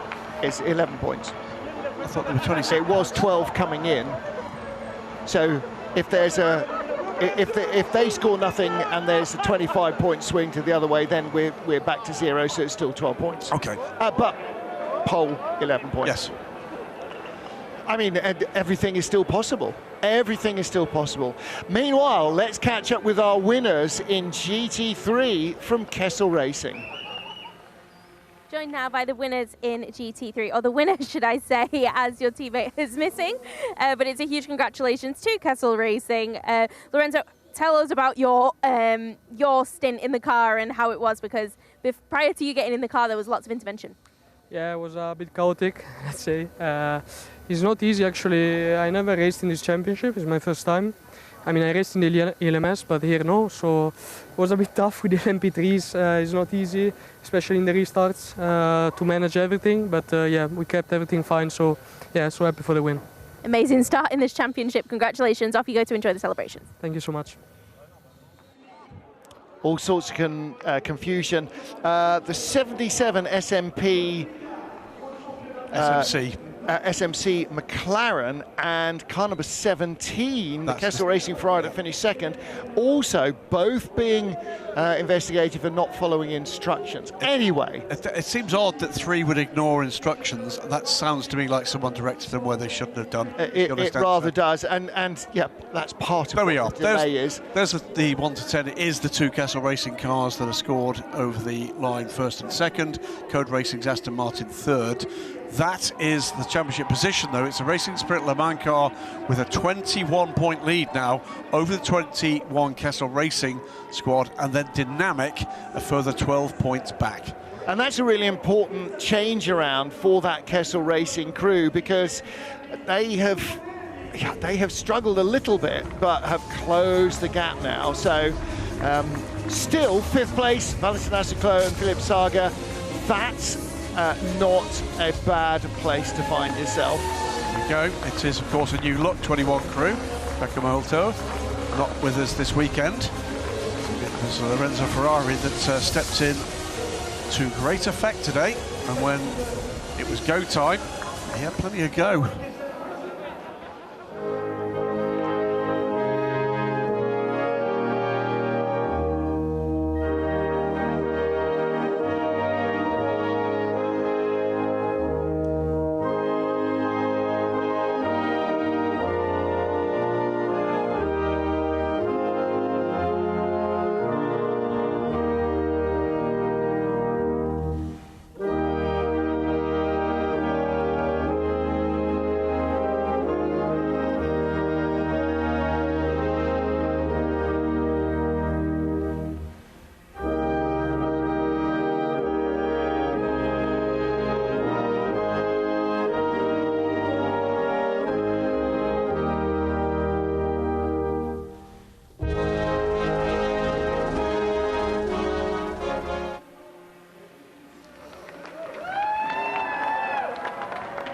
So the podium for GT3, a 1-2 for Kessel Racing, and 3rd for Code Racing, the Aston Martin duo.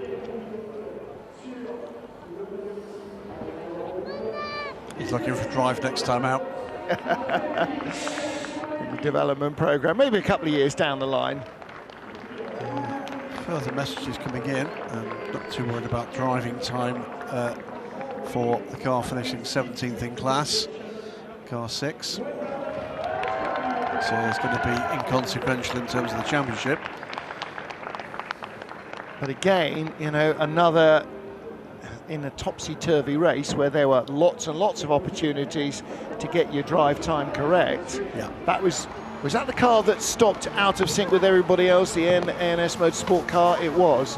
So they actually stopped before their first driver's minimum drive time. They stopped after 42 minutes, didn't they? So the issue not 45. Was it was quite odd. Anyway, that is round 4 of the 2026 Michelin Le Mans Cup done here at Spa-Francorchamps, a race that had more interruptions than an interrupted thing on National Interruption Day. Next time out, 3 weeks from now, Silverstone in Great Britain. If you are close, come and watch. It will be great. That's it for the Michelin Le Mans Cup. Sunday brings the 4 hours of Spa-Francorchamps, all the action from the European Le Mans Series, and there is the Ligier European Series starting at 9 local. ELMS will get underway at 10:30.